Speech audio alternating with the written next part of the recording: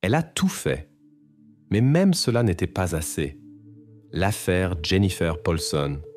Le système judiciaire fonctionne souvent trop lentement. Malheureusement, cette lenteur peut avoir de graves conséquences pour ceux qui cherchent de l'aide et une protection. L'histoire suivante montre combien le prix de l'hésitation peut être élevé. Jennifer est née le 23 juin 1979 à Tokomi, une petite ville de l'État de Washington, fille de Kenneth et Nancy Paulson.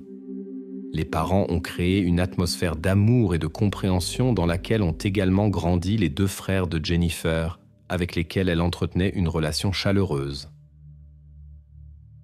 Jennifer se distinguait par sa bonté et son ouverture particulière envers les gens. Elle trouvait facilement un terrain d'entente avec les autres, ce qui élargissait constamment son cercle de connaissances. Ses proches l'appelaient Jenny. En 1998, elle a terminé l'académie chrétienne, où elle s'est révélée être une élève exceptionnelle. Ses résultats scolaires étaient si impressionnants que sa photo ornait toujours le tableau d'honneur. Jennifer maîtrisait même les matières les plus difficiles avec facilité et menait toujours à bien les projets commencés. Elle partageait volontiers ses connaissances Gokos avec ses camarades de classe et les aidait à comprendre les sujets difficiles. En plus de ses études, Jennifer menait une vie active. Elle travaillait pour le journal de l'école, donnait des cours particuliers et était passionnée de sport. Elle jouait au volleyball, au basketball et au softball.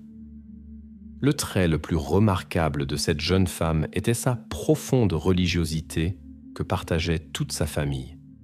Il fréquentait régulièrement l'église locale tous les dimanches. Après sa formation de base, elle a poursuivi ses études à l'Université Pacifique de Seattle, située à environ 1 heure de la maison familiale. Jennifer rêvait de devenir éducatrice et associait ses succès académiques au désir d'aider les gens. À l'université, elle a montré d'excellents résultats, ce qui l'a aidée à obtenir d'abord une licence en éducation spécialisée, puis une maîtrise en pédagogie. Elle accordait une attention particulière à la préparation des élèves pour l'université. Selon Jennifer, l'éducation était la clé d'un avenir réussi. Après avoir obtenu son diplôme, elle a commencé à chercher un poste dans son domaine. Elle a commencé sa carrière professionnelle comme enseignante remplaçante dans le district scolaire de Pierce. Aspirant à plus, Jennifer a travaillé dur pour obtenir un poste permanent. Ses efforts ont été rapidement reconnus et bientôt plusieurs écoles lui ont offert un poste. En 2004, elle a obtenu un poste permanent à l'école moyenne Hunter et à l'école élémentaire Stanley. Jusqu'en 2007, Jennifer a été transférée à l'école élémentaire Berne, où elle s'occupait d'élèves ayant des besoins spéciaux. Elle est devenue l'enseignante préférée en 5e année. Les élèves étaient attirés par elle car elle avait la capacité de connecter individuellement avec chacun et croyait que tous avaient une chance de réussir. Elle s'occupait particulièrement des élèves ayant des difficultés d'apprentissage. Même en 5e année, certains d'entre eux n'avaient pas encore appris à lire. Le personnage principal de cette histoire était toujours plongé dans le travail et le souci des autres. Son emploi du temps était si serré qu'il ne restait simplement pas de temps pour une vie privée. Au printemps 2002, pendant ses études universitaires, Jennifer a pris un emploi à temps partiel à la cafétéria des étudiants. C'est là qu'elle a rencontré un nouvel employé, un étudiant récemment transféré d'une autre université nommé Jed Waits. À première vue, Jed semblait être un jeune homme tout à fait ordinaire. Ceux qui le connaissaient ne parlaient pas que positivement de lui. La seule particularité qui pouvait frapper les étrangers était son style vestimentaire particulier. Sa garde-robe se composait principalement de vêtements sombres, mais son entourage l'expliquait par sa nature artistique. Depuis sa jeunesse, Jed montrait des capacités artistiques et participait activement à divers événements. Il jouait dans des pièces de théâtre, dessinait des caricatures pour le journal de l'école et l'annuaire, et s'occupait de la conception d'affiches pour les réunions de jeunes. Les enseignants lui témoignaient donc une sympathie particulière. De plus, Jed avait un rôle important dans la congrégation de l'église où il dirigeait le groupe de jeunes. Chaque mois, il organisait des réunions avec des étudiants où l'on discutait de questions de foi et de textes sacrés. Les gens connaissaient Jed comme un interlocuteur calme, mais agréable. Cependant, après l'obtention de son diplôme, son caractère a commencé à changer. Il a commencé à éviter les contacts, a perdu ses amis et a abandonné ses passe-temps, bien qu'il semblait toujours inoffensif extérieurement. La connaissance de Jennifer avec Jed coïncidait précisément avec cette période de changement dans son comportement. Ils partageaient des intérêts communs, le lieu de travail et le cercle de connaissances. Le jeune homme ne se distinguait pas par son tact, même dans ses relations avec Jennifer. Malgré l'absence de sympathie mutuelle, il était évident qu'elle ne lui était pas indifférente. Jennifer elle-même ne montrait aucun intérêt pour la vie privée en général. Tout son temps était occupé par les études et le travail à temps partiel. C'est précisément pendant une journée de travail que Jed a trouvé le courage de révéler ses sentiments et de lui demander un rendez-vous. En réponse, elle a répété ce qu'elle avait dit aux autres. Ses priorités actuelles étaient l'éducation et le développement professionnel, pas les relations. Cette réponse a provoqué une réaction inattendue chez Jed. Dans un éclat émotionnel, il s'est comporté de manière agressive. Bien que la situation ait pu être clarifiée, après cela, ils ont continué leur communication uniquement dans le cadre des études et ont maintenu leur distance. En 2003, tous deux ont obtenu leur diplôme universitaire. Jennifer a reçu son diplôme en éducation spécialisée et Jed en anglais. À ce moment-là, ils n'avaient déjà plus aucun contact. Dans les derniers mois d'études, leurs chemins se croisaient à peine. Jennifer en était tout à fait satisfaite. Après l'obtention de son diplôme, elle estimait retourner dans sa ville natale auprès de sa famille. Après avoir trouvé un travail, elle a commencé à mettre de l'argent de côté pour son propre appartement. C'était son objectif de longue date.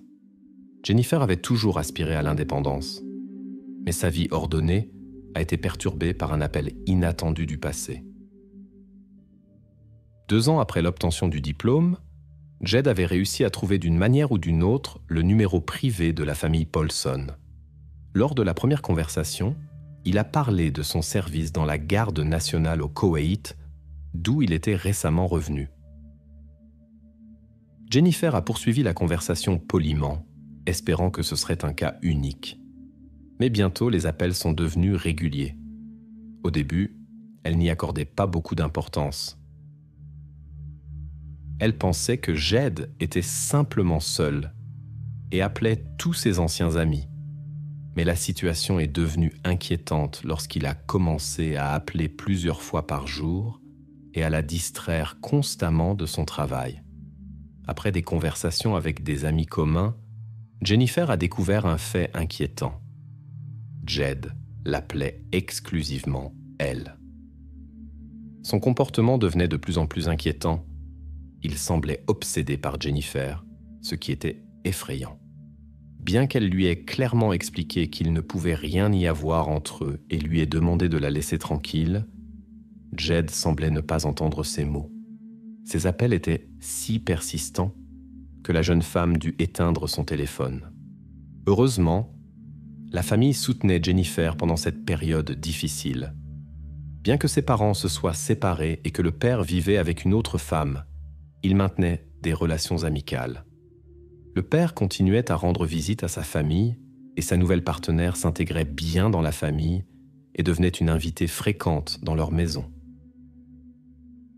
À l'automne 2006, Jennifer Poulson eut l'opportunité de réaliser un rêve longtemps caressé. Elle avait économisé pour le premier versement d'une hypothèque. elle trouva bientôt une maison confortable à seulement quelques kilomètres de sa famille. Jennifer se réjouissait de sa nouvelle indépendance et espérait que les appels gênants cesseraient après le déménagement. Cependant, ses espoirs furent anéantis lorsque, quelques jours après avoir emménagé dans la nouvelle maison, elle entendit à nouveau cette voix au téléphone dont elle avait fui. Avant même de pouvoir s'installer correctement dans sa nouvelle maison, elle se retrouvait dans la même situation. Elle décida d'ignorer les appels, espérant que cela atténuerait la persistance de Jed. Mais cette tactique s'avéra difficile. Étonnamment, Jennifer commença elle-même à appeler Jed lorsque le téléphone se taisait, essayant de faire appel à sa raison. Curieusement, dans ces moments-là, il ne répondait pas au téléphone, mais reprenait plus tard ses tentatives de contact persistantes. L'histoire de cette étrange relation prit un tournant inattendu. Le harceleur disparut soudainement de la vie de Jennifer pendant presque 1 an. Plus tard, on apprit ce qui s'était passé dans sa vie pendant cette période. Pendant la période calme, Jennifer commença à se remettre et supposa que Jed avait peut-être déménagé ou s'intéressait à quelqu'un d'autre. Mais le calme n'était que temporaire. Il rappela et parla comme s'il n'y avait pas eu de pause. Les appels reprirent avec la même persistance, environ 10 fois par jour, parfois plus. Ce schéma se répéta pendant plusieurs années. Des périodes d'attention persistante alternaient avec de longs silences. Une nouvelle vague de tentatives de contact commença en 2008.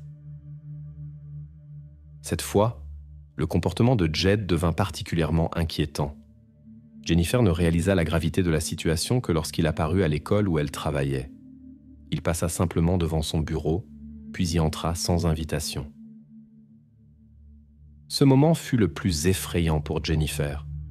Elle savait avec certitude qu'elle n'avait jamais parlé à Jed de son lieu de travail. La réalisation qu'il l'avait retrouvé et se trouvait maintenant dans l'établissement scolaire lui causa une grande inquiétude. Lorsque Kenneth, le père de Jennifer, l'apprit, il perdit patience. Il appela Jed et l'avertit fermement de se tenir à l'écart de sa fille, menaçant de conséquences. Mais ces mots n'eurent aucun effet. L'admirateur persistant n'abandonna pas, mais envoya plutôt des cadeaux à Jennifer au travail, des fleurs et un ours en peluche, après quoi il réapparut personnellement. Lors de la rencontre, Jennifer eut une conversation sérieuse avec lui et lui demanda de cesser les visites à l'école, le menaçant d'une possible plainte à la police s'il continuait son comportement. Le comportement de l'inconnu inquiétait sérieusement la jeune femme. Jennifer informa immédiatement la direction de l'école et ses collègues de la situation, car elle s'inquiétait pour la sécurité des élèves. Le personnel reçut l'instruction d'appeler immédiatement la police si cette personne apparaissait. Mais même cela ne dissuada pas le visiteur insistant. Après sa nouvelle apparition à l'école, les employés contactèrent la police. Le directeur inquiet prit même contact avec le commandant de la garde nationale où Jed avait servi. Il s'avéra que sa carrière militaire était loin d'être exemplaire.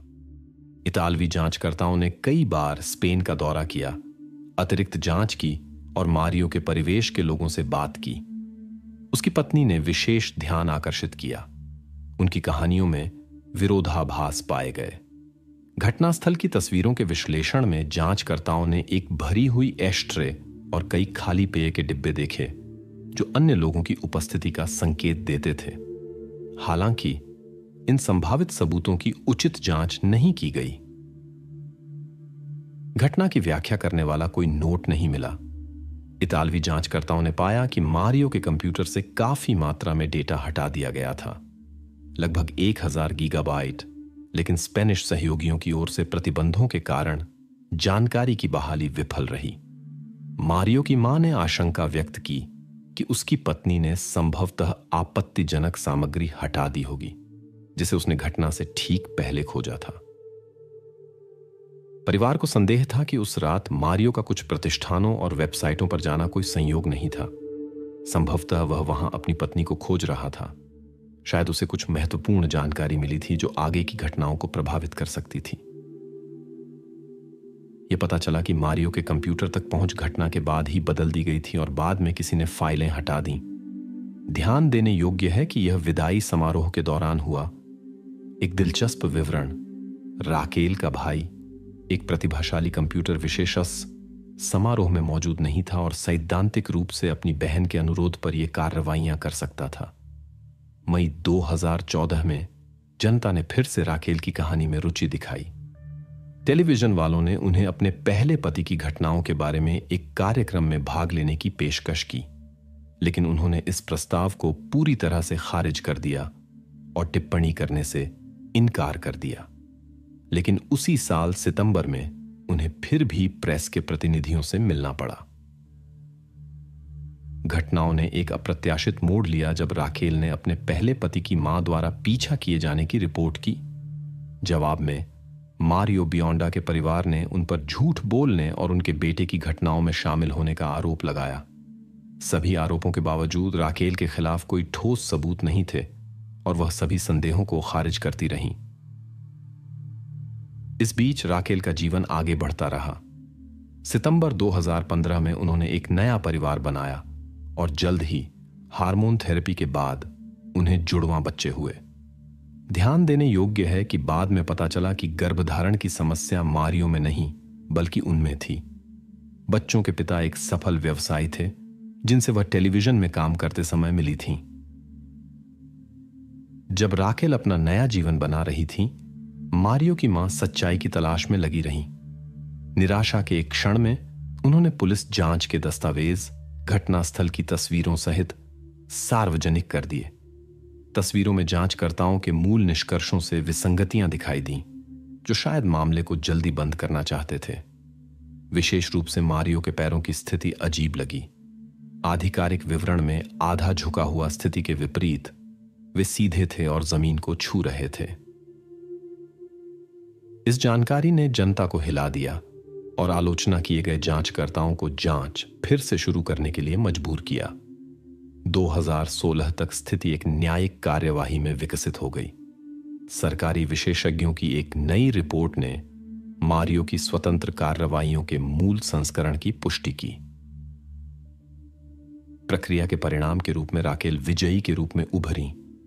अदालत ने मारियो की मां को नैतिक नुकसान के लिए 3000 यूरो का मुआवजा देने का आदेश दिया और उन पर 8 दिनों का घरेलू नजरबंदी लगा दिया।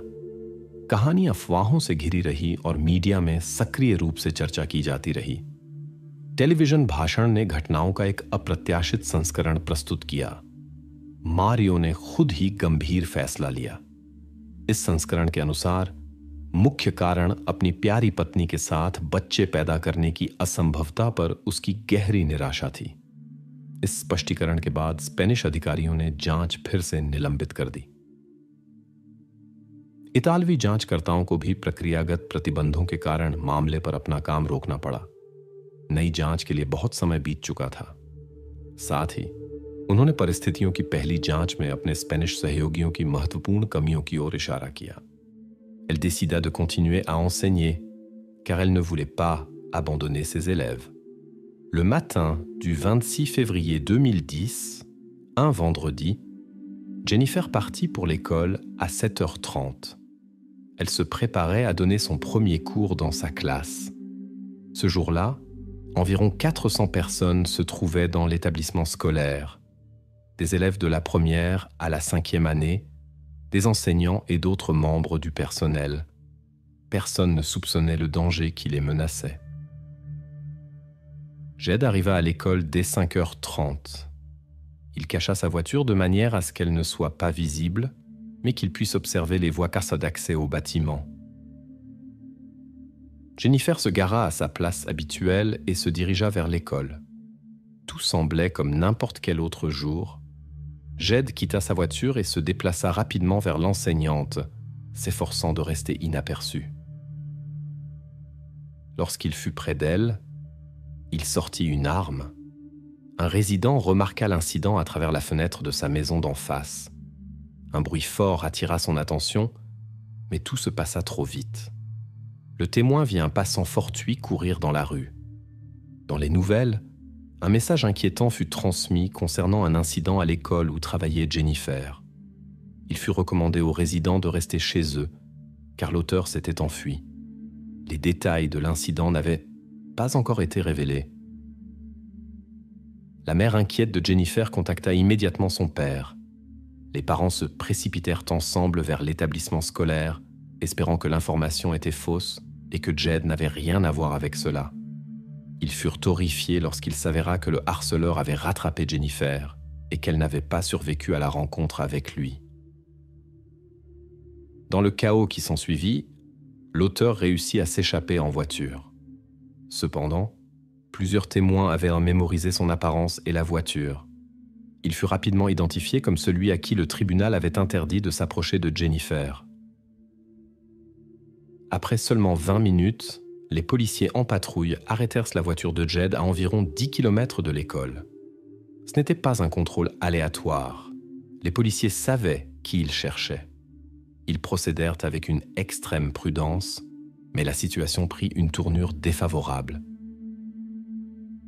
Jed décida de ne pas se rendre et commença à tirer sur les forces de l'ordre.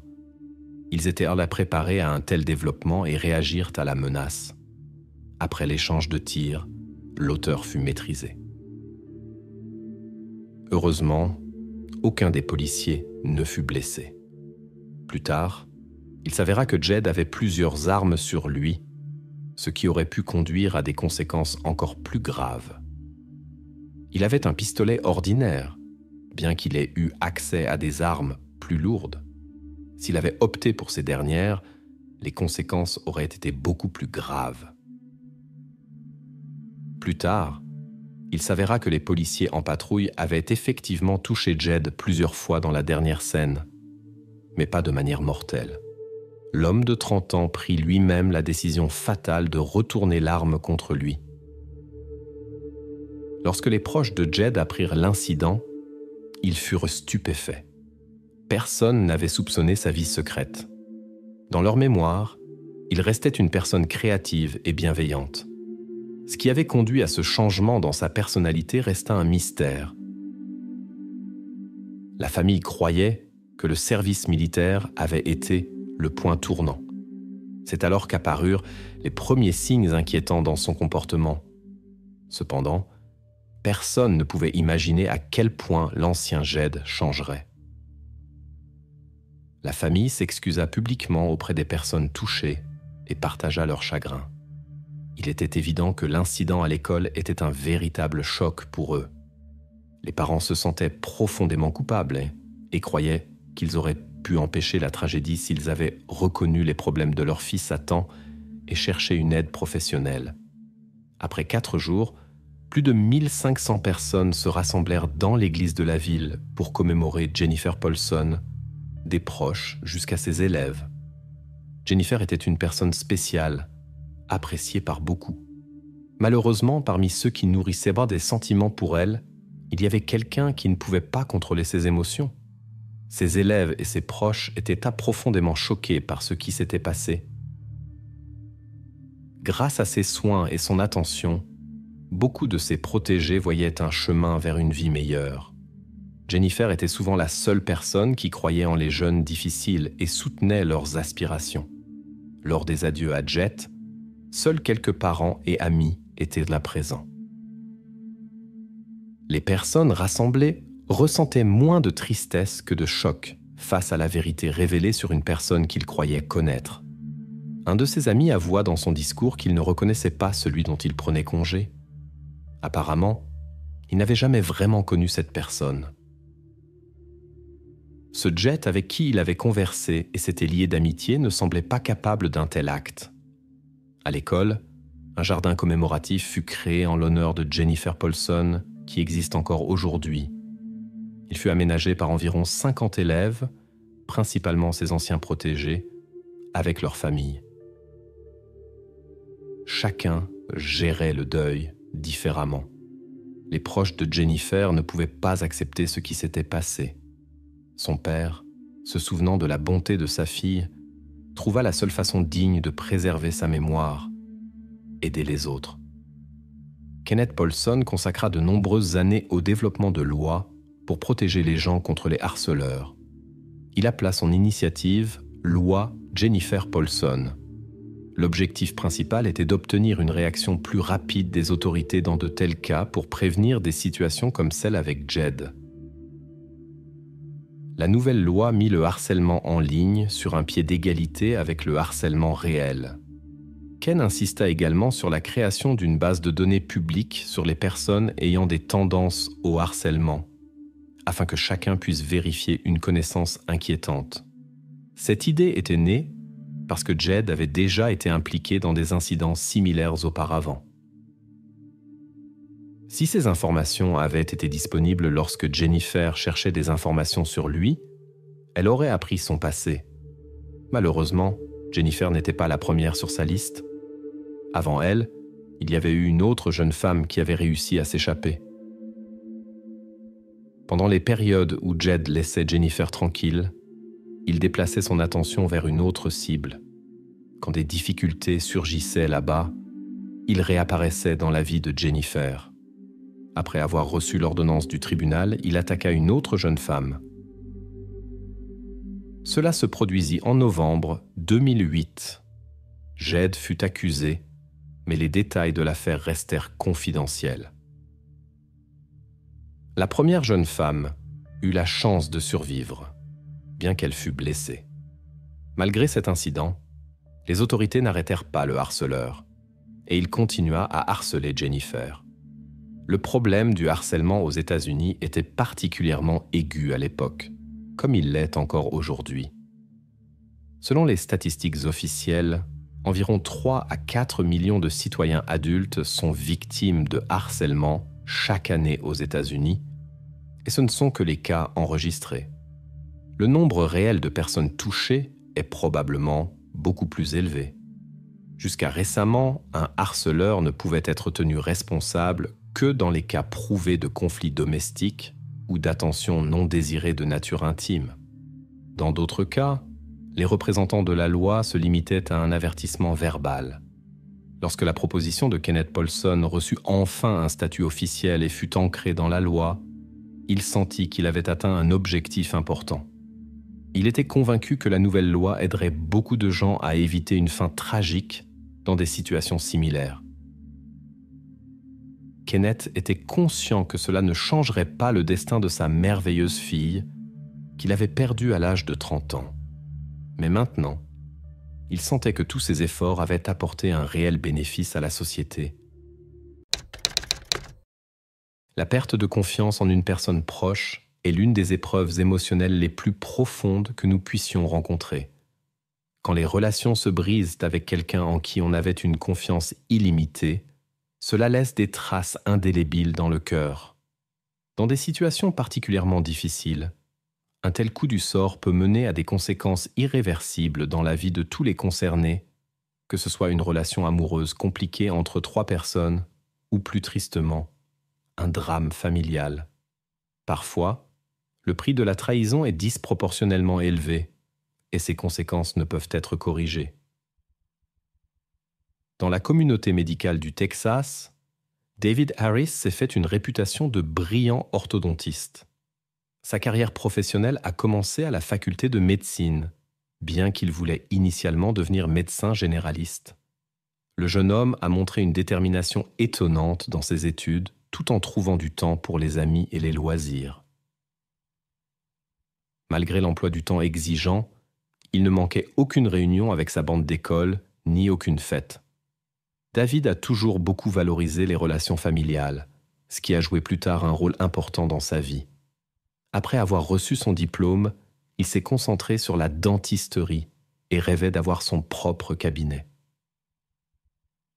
Son charme naturel et sa capacité à établir un lien avec les patients ont rapidement fait de lui une personnalité connue dans la ville. La réputation de David grandissait chaque année et son cabinet prospérait grâce à son professionnalisme et son attention aux détails. Parallèlement se déroulait l'histoire de Clara Suarez de Colombie.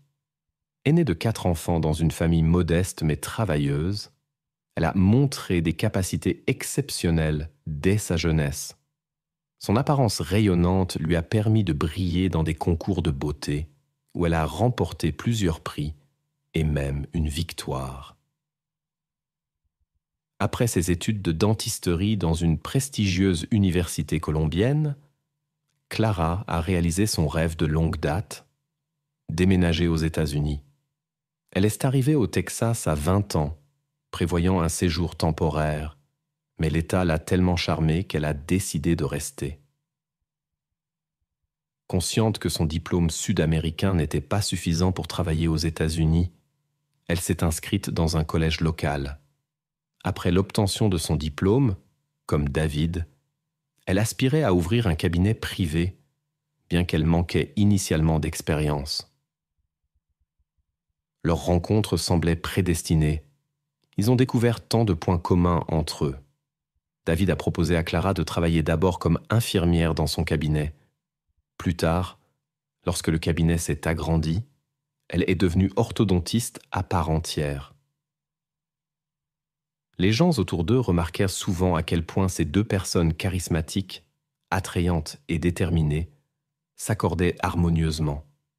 Ils ont construit une carrière impressionnante et fondé une famille dont beaucoup ne pouvaient que rêver.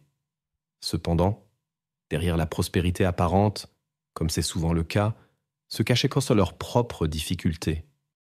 La Saint-Valentin de 1992 est devenue spéciale pour David et Clara. Ils ont uni leur destin par le mariage. Leur histoire n'avait commencé qu'1 an auparavant, mais les sentiments étaient si forts qu'ils décidèrent de ne pas attendre.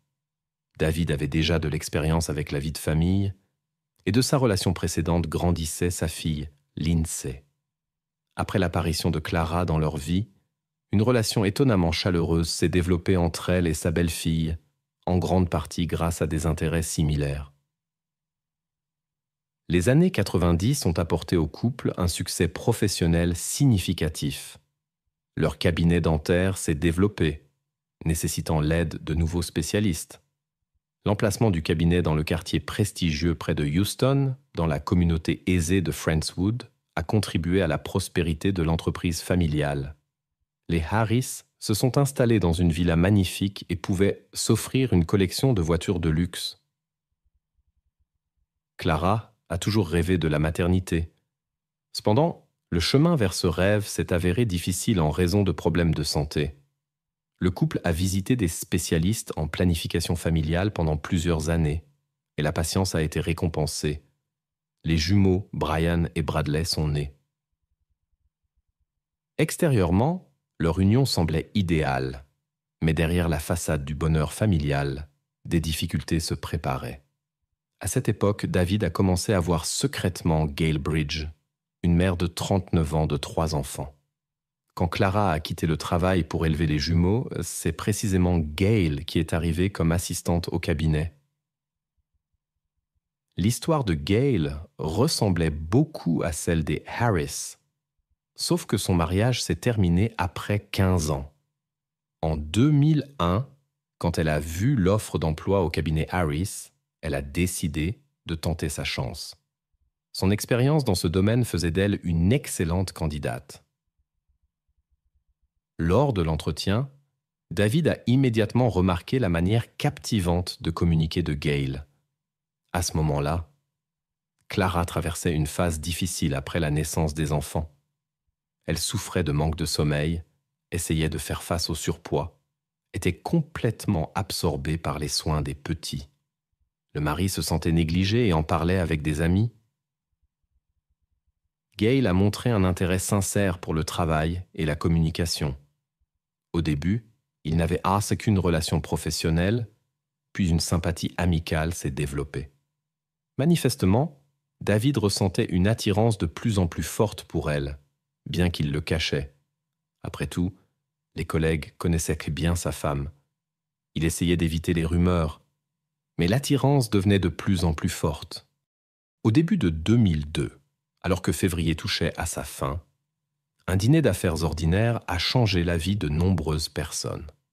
David a invité Gail dans un restaurant local et elle a accepté l'invitation. Leur relation s'est développée en secret, bien que David ait fait preuve d'une insouciance étonnante. Il apparaissait souvent avec Gail dans le même restaurant où il déjeunait habituellement avec Clara, sa femme. La famille Harris était bien connue des propriétaires du restaurant. Une telle imprudence ne pouvait pas passer inaperçue longtemps. Début juillet de la même année, les collègues du centre dentaire ont accidentellement découvert leur liaison. Le couple ne pouvait pas contenir ses sentiments directement sur le lieu de travail. David a demandé de garder cela secret, mais son imprudence a encore joué un rôle. Il a mené sa correspondance avec Gail via l'ordinateur familial, et bientôt Clara a découvert leur message. La réaction de Clara en a surpris beaucoup.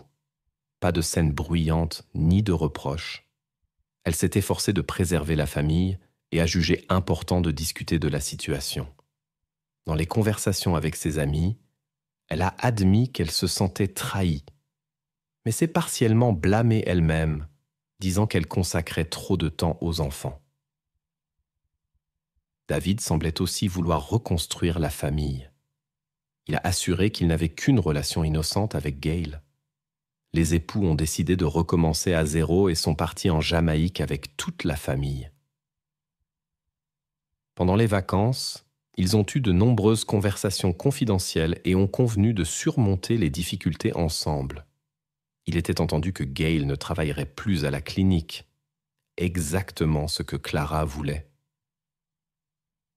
Après le retour, David a effectivement passé plus de temps avec la famille. Il a promis de trouver un remplaçant pour Gail et a même montré une offre d'emploi à sa femme. Cependant, cela s'est avéré n'être qu'une façade. Dans le dos de sa femme, les rencontres avec Gail continuaient. David l'a seulement averti qu'il devait maintenant être plus prudent. À la recherche de soutien, il a partagé ses sentiments avec des collègues proches. Il était déchiré entre la famille et les nouveaux sentiments, sans trouver d'issue. Il ne voulait pas perdre Gail, mais ne pouvait pas non plus quitter la famille. Le lien avec sa femme et ses enfants, la réticence à détruire l'ordre établi, les questions de propriété et de garde, tout cela le pesait. Les amis lui ont conseillé de se concentrer sur la famille. Parfois, il penchait vers cette décision. Clara ne savait rien de ses doutes. L'entourage croyait qu'il trouverait lui-même la bonne décision. Les employés de la clinique ont essayé de ne pas s'immiscer, mais leur silence n'a peut-être fait que compliquer la situation, qui a bientôt pris un tournant inattendu. Le 17 juillet 2000, commença par une conversation ordinaire entre les époux. Quand Clara demanda à David ses sentiments pour elle, il hésita de façon inattendue à répondre. Cette pause suscita l'inquiétude de son épouse. À ce moment-là, il fut saisi d'inquiétude. Il pensa que Clara aurait pu découvrir ses rencontres secrètes. Jusqu'au soir, la tension atteignit un tel point que David Harris ne put plus cacher la vérité. Il avoua à son épouse sa relation avec Gail et raconta qu'il la rencontrait plusieurs fois par jour. Cette liaison durait encore, et il ne trouvait pas la force d'y mettre fin. Quand Clara l'apprit, elle était hors d'elle. Le lendemain, elle appela Gail et lui communiqua son licenciement. David ne s'opposa pas à cette décision. Les jours suivants, Clara contacta Gail à plusieurs reprises. Elle parla de la façon dont celle-ci avait détruit sa famille par son intervention. Néanmoins, Clara voulait encore sauver le mariage et demanda directement à son mari ce qu'elle pouvait changer pour regagner toute son attention. Pendant le dîner, David partagea ses sentiments. Il se sentait seul, car toute l'attention de Clara était tournée vers les jumeaux de 3 ans. Il avoua aussi que la silhouette de sa femme après l'accouchement ne l'attirait plus. À la fin du dîner, Clara lui assura qu'elle était prête à changer pour leur relation. Déterminée à se battre pour la famille, elle changea complètement son style de vie. Elle engagea un coach personnel, commença à aller à la salle de sport et au solarium. Elle visitait régulièrement l'esthéticienne, prenait soin de sa coiffure et de sa manucure. Dans ses projets figuraient même des traitements esthétiques. David remarqua ses efforts et fut impressionné.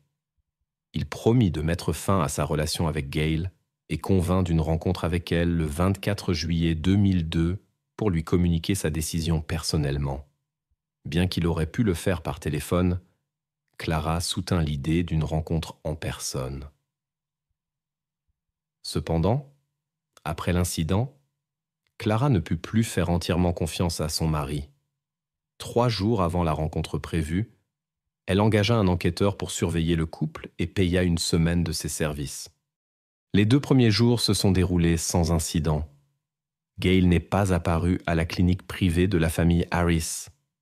Après ses quarts de travail, son mari ne l'a pas rencontrée, et il semblait que leur relation était vraiment terminée, comme il l'avait affirmé. Le soir approchait où le dîner et la supposée résolution de la situation compliquée étaient prévus. Ce jour-là, la protagoniste a invité sa belle-fille Lindsay à faire du shopping ensemble.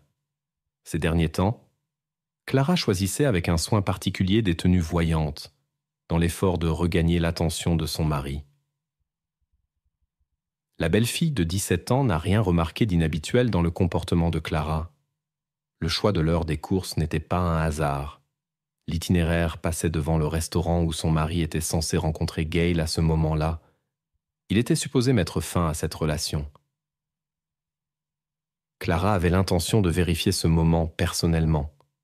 Elle a fait plusieurs tours autour de la zone du restaurant en essayant de trouver la voiture familière.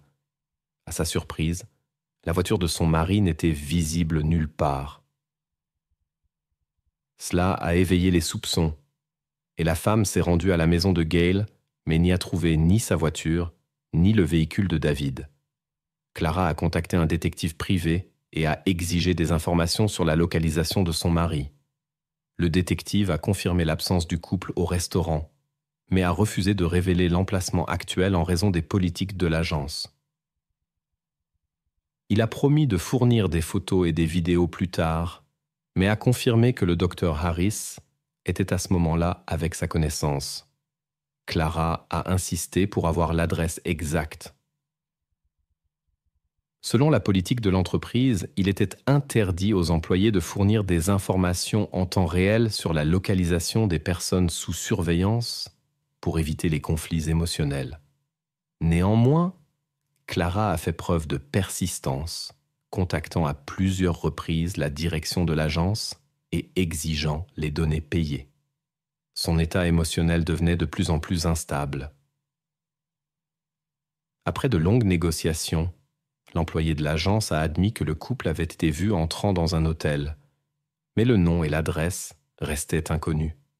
Cependant, Clara était sûre de bien connaître les habitudes de son mari. Elle soupçonnait qu'il ne pouvait s'agir que d'un seul hôtel, celui où leur mariage avait été célébré il y a 10 ans. Quand elle y est arrivée, elle a immédiatement vu la confirmation de ses soupçons. La voiture de David était sur le parking. Cette fois, il avait été prudent. Il avait payé en espèces et s'était enregistré sous un autre nom. Mais sa présence ici était évidente. En sortant de la voiture, Clara a remarqué le véhicule de Gail garé à côté de la voiture de son mari. Dans un accès d'émotion, elle a endommagé les essuie-glaces des 2 véhicules avant de se diriger vers l'entrée de l'hôtel. Lindsay décida d'accompagner sa belle-mère à l'hôtel, ne voulant pas rester seule dans la voiture. À la réception, elles demandèrent si des clients étaient enregistrés sous les noms de David ou Gail. Le réceptionniste répondit que non. La fille comprenait toute la situation avec son père, le considérait coupable, mais voulait confirmer si les soupçons de sa belle-mère étaient fondés. Clara pouvait à peine contenir ses émotions lorsqu'elle soupçonna ce qui se passait dans l'une des chambres. Elles rassemblèrent toutes leurs forces et attendirent dans le hall. Elles vérifièrent tous les espaces accessibles et s'installèrent dans les fauteuils pour mettre de l'ordre dans leurs pensées.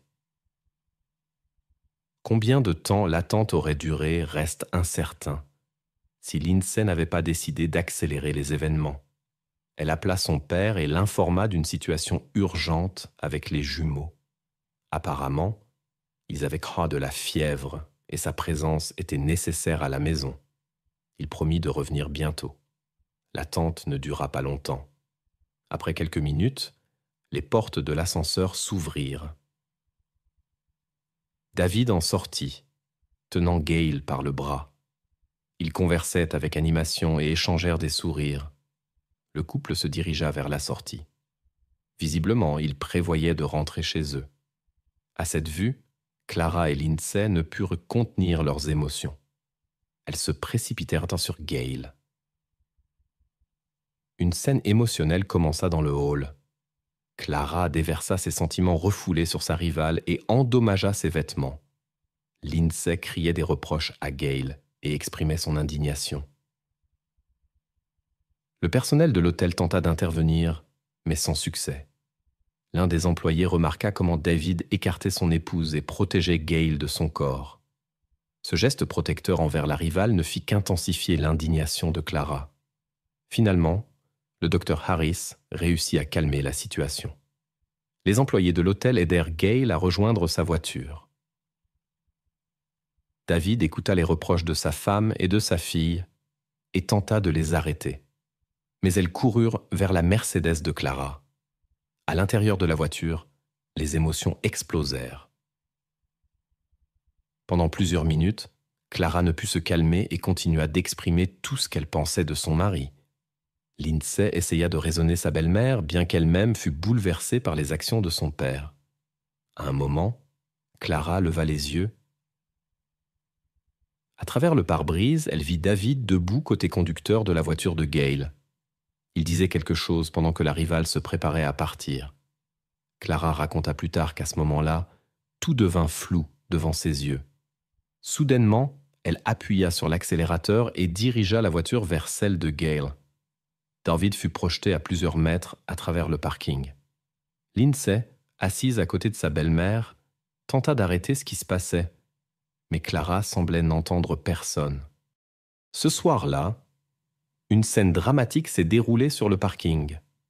Clara, qui était au volant de la voiture, a commis un acte irréfléchi.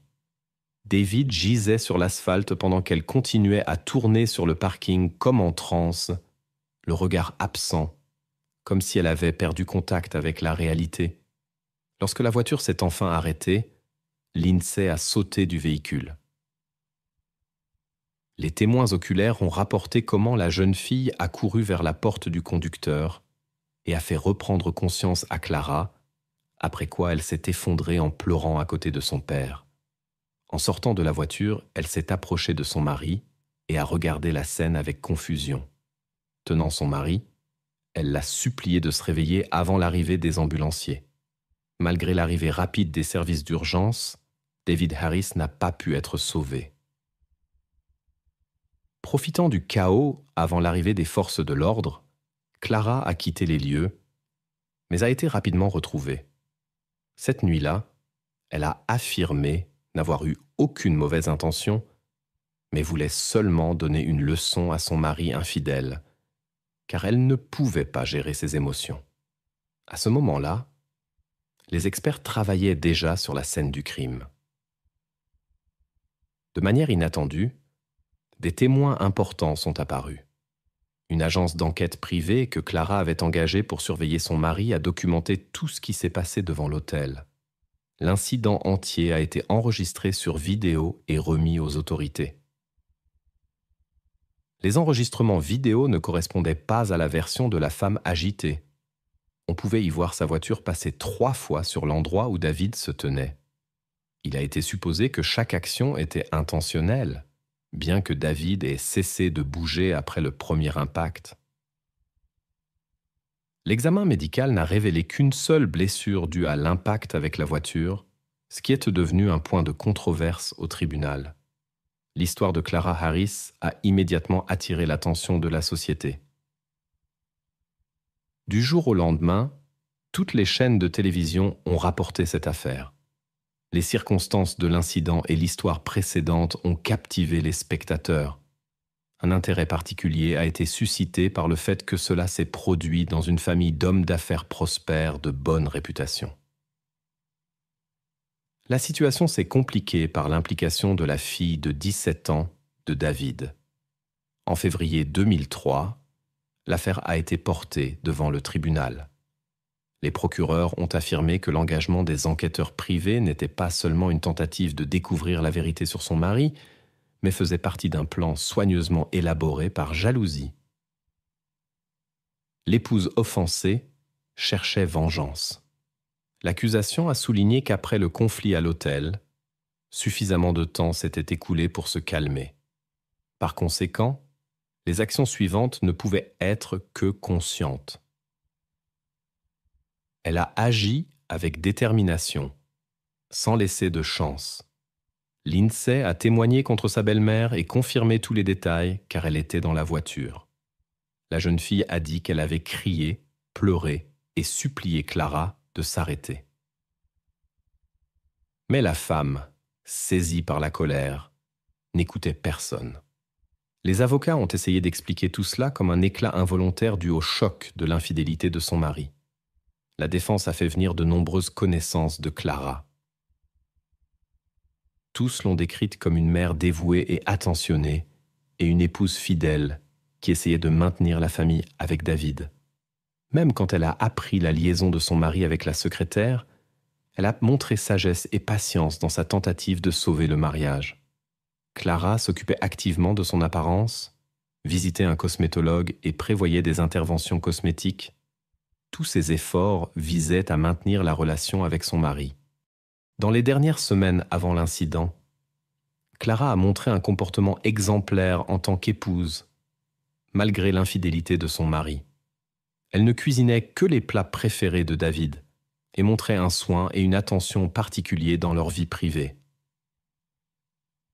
Dans sa déclaration, elle a décrit son état comme une profonde confusion mentale, déclenchée par la trahison. Clara a parlé de sentiments de colère, de méfiance et de perte de contrôle. Après le premier interrogatoire, elle a changé sa version des événements. Sur recommandation de son défenseur, elle a maintenant prétendu qu'elle voulait endommager la voiture de Gail et que la collision avec David était accidentelle car elle avait perdu le contrôle à grande vitesse. La défense l'a présentée comme une épouse fidèle, brisée par la trahison et agissant dans un état de tension extrême. Parmi les preuves figurait un enregistrement audio d'une conversation téléphonique. Lorsque Clara a appris l'existence d'un enregistrement vidéo de l'incident, elle a contacté une agence de détectives pour connaître les détails de l'enregistrement. Dans la conversation, elle s'est montrée étonnamment calme, sans signe visible de remords concernant ce qui s'était passé avec son mari. Elle n'a même pas essayé de qualifier l'événement d'accident, utilisant plutôt des formulations plus directes. Elle a discuté des circonstances de l'incident sans émotion. Ses questions sonnaient sèches et objectives, comme si elle ne faisait que recueillir des informations pour construire sa ligne de défense. Tout cela contrastait avec son apparition publique, où elle affichait un chagrin inconsolable. Malgré les efforts des avocats, le jury a rendu un verdict pour délit grave.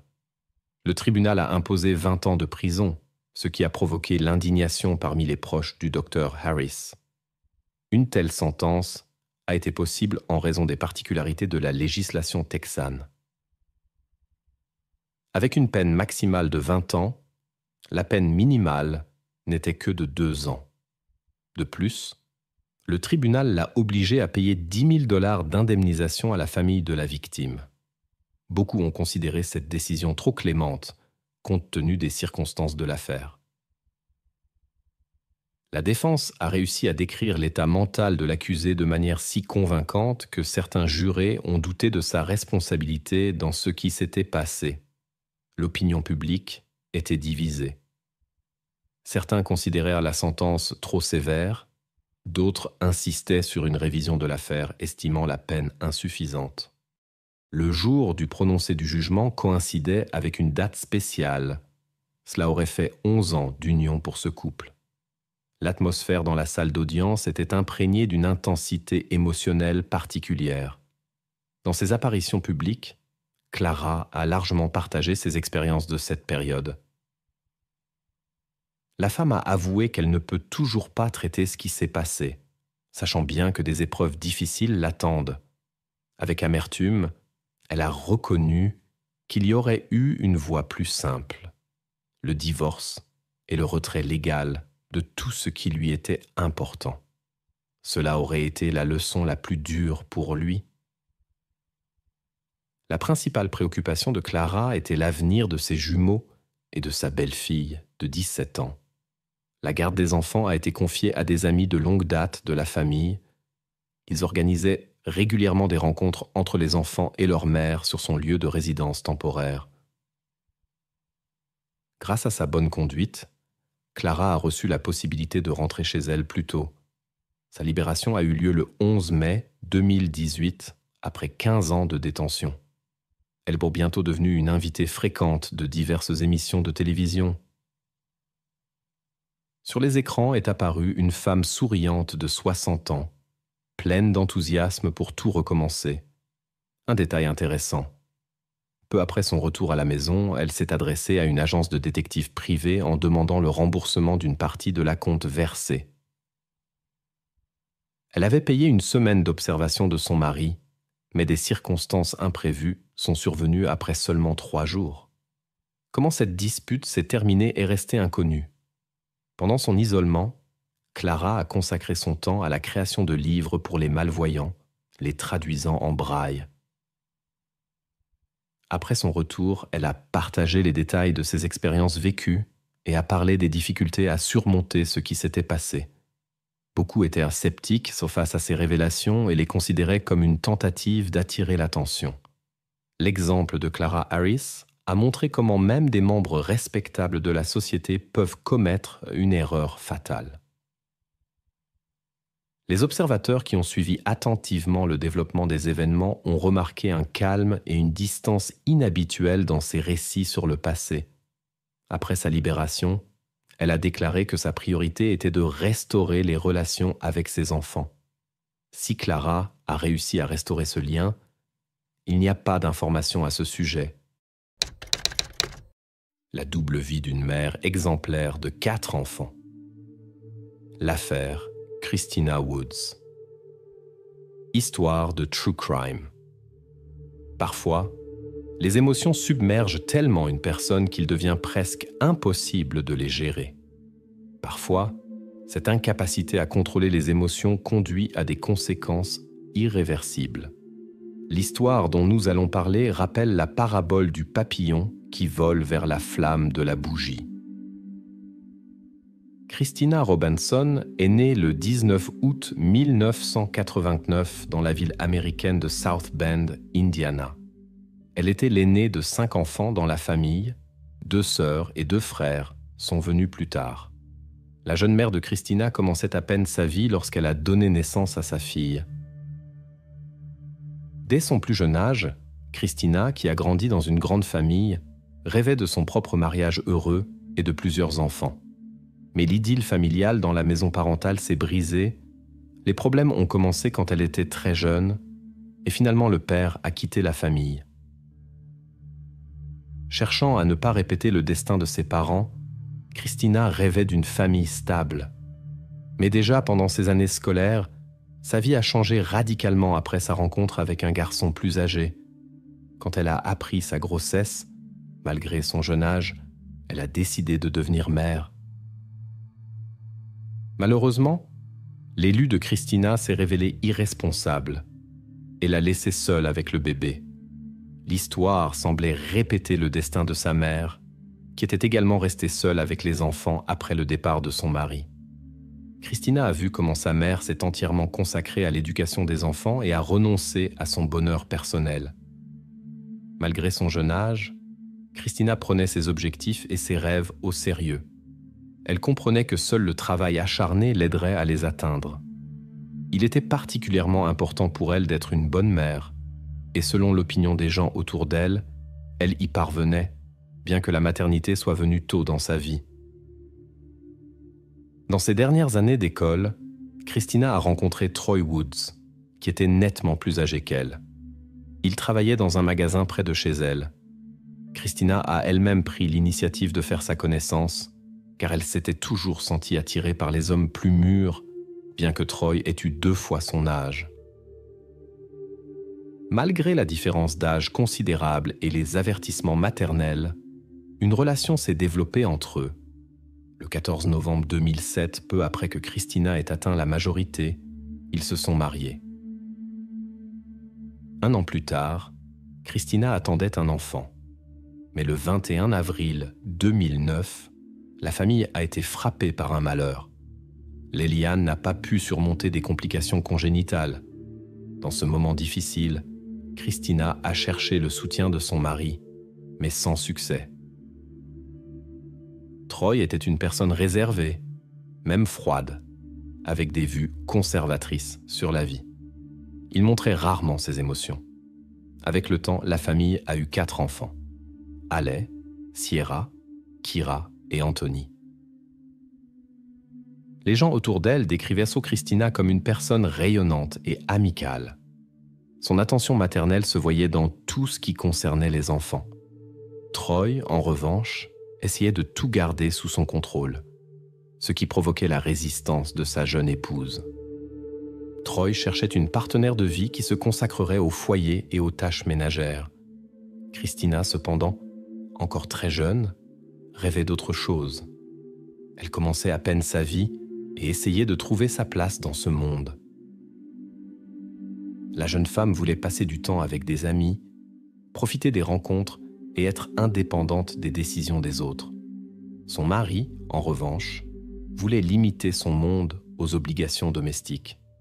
Ce mode de vie de sa jeune épouse provoquait chez lui un mécontentement croissant. La tension dans leur relation augmentait.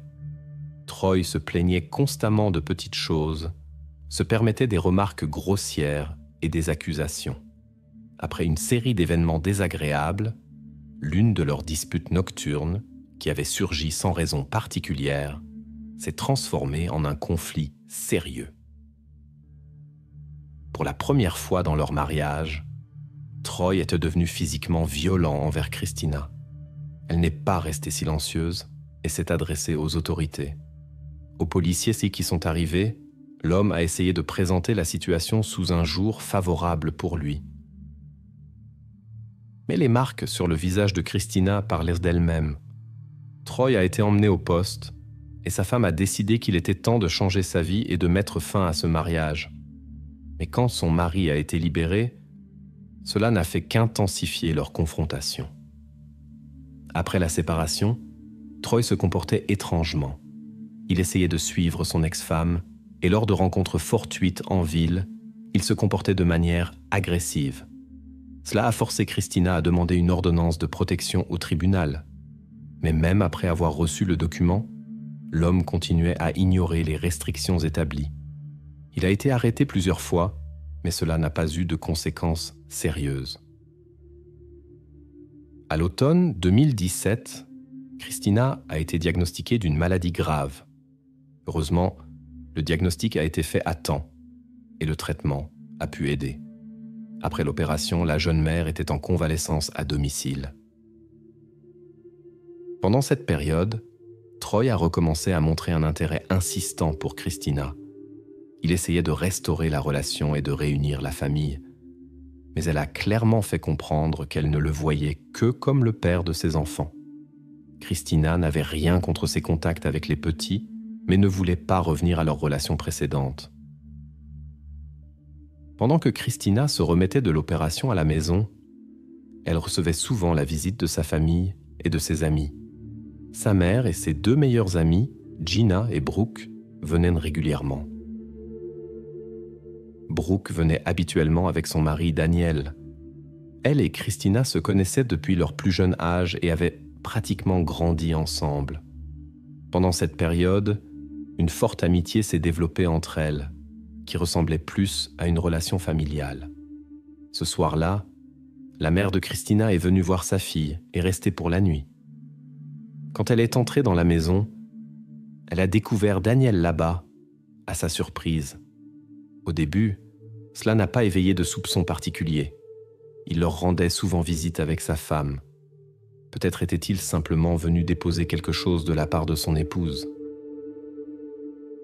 Mais la situation devenait de plus en plus inhabituelle. Sa femme Brooke n'était pas là, et Daniel lui-même ne faisait aucun effort pour partir. même pas quand la femme a proposé de s'occuper elle-même de Christina. De plus, il est resté jusqu'au matin, ce qui dépassait déjà complètement le cadre d'une visite normale. Le lendemain, la mère de Christina a rencontré par hasard une amie proche de Brooke. Inquiète de la situation, elle a demandé pourquoi le mari de Brooke venait seul voir Christina et restait pour la nuit. L'interlocutrice était bouleversée. Elle en entendait parler pour la première fois. Il s'est avéré que Brooke soupçonnait depuis longtemps son mari d'infidélité, mais n'aurait jamais imaginé qu'il passait du temps avec sa meilleure amie. Trahi simultanément par deux personnes proches, son mari et son ami d'enfance, Brooke s'est immédiatement dirigé vers Christina pour une conversation sérieuse. Dans une conversation avec une amie, Christina a révélé un secret inattendu.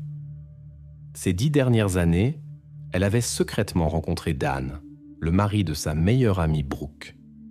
De plus, elle ne prévoyait pas de mettre fin à cette relation. Cette confession a provoqué une grande indignation chez Brooke. La nouvelle de la situation est rapidement parvenue à l'ex-mari de Christina, Troy. Quand il a appris que sa femme lui avait été infidèle pendant leur mariage, il a décidé d'utiliser ce fait à son avantage. Troy a entamé une procédure pour obtenir la garde complète de leurs enfants, justifiant formellement cela par le souci de leur bien-être. L'entourage comprenait cependant, son objectif principal était de nuire à son ex-femme. Malgré tous les scandales et les secrets révélés, le lien entre Christina et Dan ne s'est pas rompu. Depuis début 2018, une situation étrange s'est développée. Dan vivait alternativement chez Brooke et Christina. Son comportement suivait un schéma clair. Il allait chez l'une quand il se disputait avec l'autre. Les deux femmes le savaient, mais s'accommodèrent de la situation. Personne ne voulait être le premier à briser ce cycle. Naturellement, cela a conduit à de nouveaux conflits. Les anciennes amies étaient constamment en conflit, parfois en venant aux mains. En mai 2018, lors d'une nouvelle rencontre, Christina a fermement demandé à Dan de quitter définitivement Brooke. À ce moment-là, ces conversations commençaient à provoquer une nette irritation chez lui. Entre eux est survenu un conflit sérieux qui a conduit à des conséquences désagréables. Christine a dû être hospitalisée pour une commotion cérébrale. Malgré cet incident, elle continuait d'espérer un avenir avec le mari de son ami. Cette situation compliquée a finalement conduit à des événements tristes. Pendant cette période, Christine maintenait le contact avec son ex-mari Troy, qui cherchait à obtenir la garde complète de leurs enfants communs. Elle essayait d'apaiser la situation, et il semblait que son ex-mari se comportait de manière plus raisonnable. Début juin 2018, ils ont fait une sortie en famille au parc d'attractions. Dans le contexte des difficultés dans la relation avec Dan et sa meilleure amie, le contact avec Troy s'est nettement amélioré, bien qu'il continuait d'essayer de modifier l'arrangement de garde. Christine était heureuse de pouvoir se distraire de la situation difficile avec Dan en passant du temps avec les enfants et en s'occupant de leur éducation. Le 9 juin 2018, Christine est allée à un important entretien d'embauche. Elle espérait beaucoup obtenir ce poste pour améliorer sa situation financière. Jusqu'à ce moment, elle dépendait largement du soutien de son ex-mari et de ses proches, et comprenait que cette situation ne pouvait pas durer éternellement. Elle voulait gagner son indépendance, construire une carrière et assurer un avenir stable pour elle et ses enfants. Après l'entretien, Christine a joyeusement appelé sa mère pour lui dire qu'elle avait obtenu le poste. Elle était en route et a promis de rappeler plus tard quand elle serait rentrée chez elle. Ce jour-là, notre protagoniste prévoyait de célébrer un événement important, son nouveau travail. Elle voulait rencontrer sa mère et sa sœur, qui habitaient à seulement 15 à 20 minutes. La mère attendait impatiemment cette rencontre, mais après 1 heure, Christina n'avait toujours pas appelé.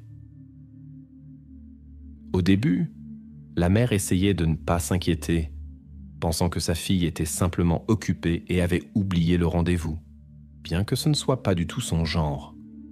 Quand elle a appelé elle-même, elle a constaté avec inquiétude que le téléphone de Christina restait silencieux. Ensuite, elle a essayé d'envoyer des messages, à la fois normaux et via différents services de messagerie, mais il n'y a eu aucune réponse. Toute la journée s'est écoulée en tentative infructueuse de prendre contact. Le soir, ne supportant plus l'incertitude, la mère s'est adressée aux autorités. Cependant, à la police, elle a reçu une réponse décourageante. Il ne s'était pas écoulé assez de temps pour déposer un signalement de disparition. On lui a rappelé que Christina était une adulte indépendante qui n'avait pas besoin d'être constamment joignable. On lui a conseillé d'attendre 24 heures. La mère inquiète s'est rendue à la maison de sa fille dans l'espoir de l'y trouver. Mais l'appartement semblait intact, comme si Christina n'était jamais revenue. Les petits étaient à ce moment-là chez leur père Troy. Malgré l'inquiétude croissante, la femme a dû attendre jusqu'au lendemain, espérant que tout s'éclaircirait. Le lendemain, quand il n'a de nouveau pas été possible de joindre sa fille, la mère s'est adressée aux autorités. Cette fois, la déclaration a été prise sans question superflue. La situation causait une grande inquiétude. Une femme responsable qui élevait 4 enfants, était toujours joignable et s'occupait de ses petits, avait disparu. Cela n'était jamais arrivé auparavant, ce qui inquiétait beaucoup la mère. Ce comportement n'était pas du tout typique de Christina, particulièrement compte tenu de son prochain retour au travail et d'un rendez-vous important dans les jours suivants. Le plus inquiétant semblait être que pour le 12 juin 2018, une audience judiciaire était prévue concernant la garde des enfants. Mais Christina n'est pas apparue. Sa mère est survenue à l'audience dans l'espoir d'y voir sa fille, mais n'a rencontré que Troy, qui ne savait rien non plus de la situation et semblait confus. Cette nouvelle a définitivement inquiété la femme. Elle était convaincue que sa fille ne manquerait jamais un événement aussi important. Christina prévoyait de garder la garde des enfants, mais son absence à l'audience pourrait tout changer. Le même jour, le beau-père a reçu un message inhabituel de Christina. Elle écrivait à propos de quelques problèmes et demandait de l'aide, suppliant qu'on vienne la chercher quelque part. Le beau-père a partagé les informations reçues avec la mère de Christina. Elle était inquiète et attendait d'autres instructions. Cependant, après 2 heures, le beau-père a reçu un nouveau message assurant que tout allait bien, avec la demande de ne pas inquiéter la mère. Ce comportement étrange a définitivement convaincu les proches que quelque chose de grave était arrivé à Christina. À ce moment-là, les autorités menaient déjà des recherches intensives et espérèrent la voir à l'audience judiciaire. Il n'a pas été possible de trouver des traces de la disparue. La police a commencé à examiner plus en détail l'histoire de vie compliquée et les relations de Christina. Au début, l'ex-mari était en haut de la liste des suspects. Ils étaient liés par une longue série de conflits, y compris des disputes sur la garde et divers incidents désagréables. L'homme avait des raisons de souhaiter la disparition de son ex-femme. Cependant, c'est lui qui a activement aidé les enquêtes, contrairement aux autres. L'ancienne amie Brooke et son mari Daniel ne montraient aucun intérêt pour la recherche de Christina. Ce couple a également suscité de sérieux soupçons chez la police. Finalement, l'innocence de Troy a pu être confirmée. Plusieurs personnes ont témoigné qu'il était en public avec les enfants au moment de la disparition de Christina. De plus, son inquiétude pour son ex-femme semblait sincère. Malgré toutes leurs différences, Troy ne voulait pas que les enfants grandissent sans soins maternels. Christina continuait d'essayer d'attirer l'attention de Daniel, malgré sa relation avec Brooke. Tous deux lui ont fait comprendre que son insistance n'était pas désirée. La famille de Daniel Lynn possédait une maison de campagne dans le district de St. Louis, État du Minnesota. La vérification des données de téléphonie mobile a montré que c'est là qu'avait été localisé pour la dernière fois le signal du téléphone de Christina. Il était remarquable que la propriété représentait une zone étendue qui était restée vide ces 5 dernières années. Les propriétaires ne venaient qu'occasionnellement pour maintenir un ordre minimal. Les enquêteurs ont décidé de fouiller cet endroit à la recherche de traces du séjour de Christina. De l'extérieur, la maison ressemblait à un bâtiment abandonné typique. Mais lorsque les forces de l'ordre ont regardé à l'intérieur, ils ont fait quelques découvertes inquiétantes. Bien que selon la famille de Dan, personne n'y avait habité depuis longtemps, on pouvait percevoir par la fenêtre entr'ouverte une nette odeur de produits chimiques ménagers qui avaient manifestement été utilisés récemment. Dans la cuisine, on a trouvé des gants de protection pour la manipulation de substances agressives. Les résidents ont signalé des activités inhabituelles autour de la maison vide. Du 11 au 15 juin, plusieurs voitures y ont été aperçues. L'examen des transactions bancaires récentes de Daniel a révélé l'achat d'une grande quantité de produits de nettoyage et d'équipements de protection, similaires à ceux trouvés dans la maison. La police a demandé les enregistrements de surveillance du magasin de bricolage où ces achats avaient été effectués. Ce jour-là, on a remarqué dans le magasin un couple de clients, un homme et Brooke. Les témoins ont remarqué leur comportement inhabituel.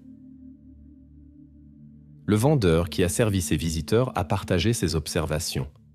Selon ses mots, la femme semblait particulièrement troublée. Le regard de Brooke errait constamment.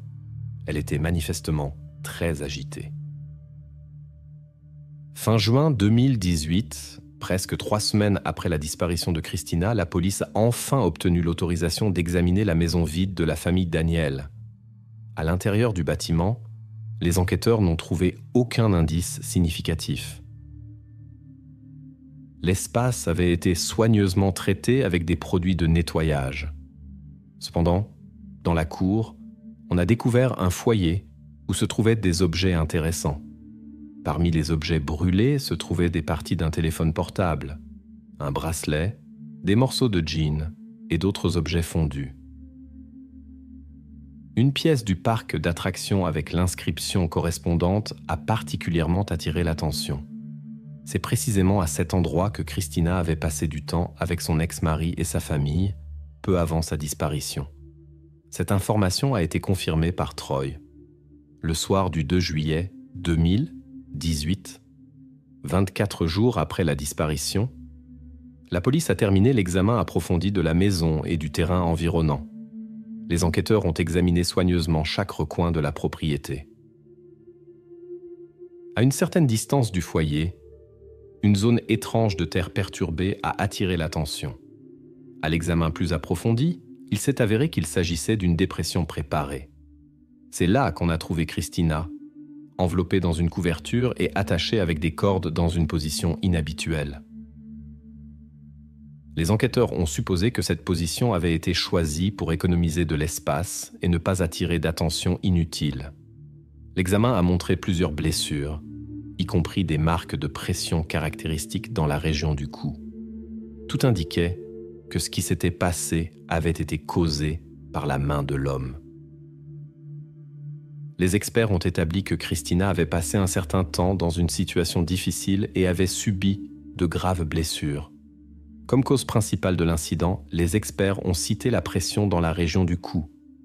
Après ces découvertes, les enquêteurs ont demandé un mandat d'arrêt contre Daniel Lynn, 40 ans. Cependant, l'homme a décidé de fuir et son lieu de séjour est resté inconnu. La police a également essayé de trouver Brooke, mais il s'est avéré qu'elle avait aussi disparu. Le soir, le poste de police a reçu un signalement anonyme indiquant que Daniel s'était rendu dans un parc de caravanes situé à plusieurs centaines de kilomètres de sa maison. L'enquête disposait d'informations selon lesquelles le suspect principal pourrait être lié à la disparition de sa connaissance. Daniel lui-même l'avait laissé entendre après sa disparition. Les officiers se sont rendus à l'endroit indiqué, mais à ce moment-là, les personnes recherchées avaient déjà quitté les lieux. Des témoins ont été trouvés qui ont confirmé leur présence récente. Les habitants ont indiqué une caravane où le couple avait séjourné. Dans la poubelle, les enquêteurs ont trouvé un reçu d'une station-service proche. En examinant les enregistrements de surveillance, ils ont remarqué Brooke et Daniel entrant ensemble dans le magasin. Ils se tenaient la main, ce qui indiquait clairement la présence volontaire de Brooke auprès de son mari et non une contrainte. Le 3 juillet 2018, Brooke est apparue de façon inattendue. Elle a été immédiatement conduite au poste de police.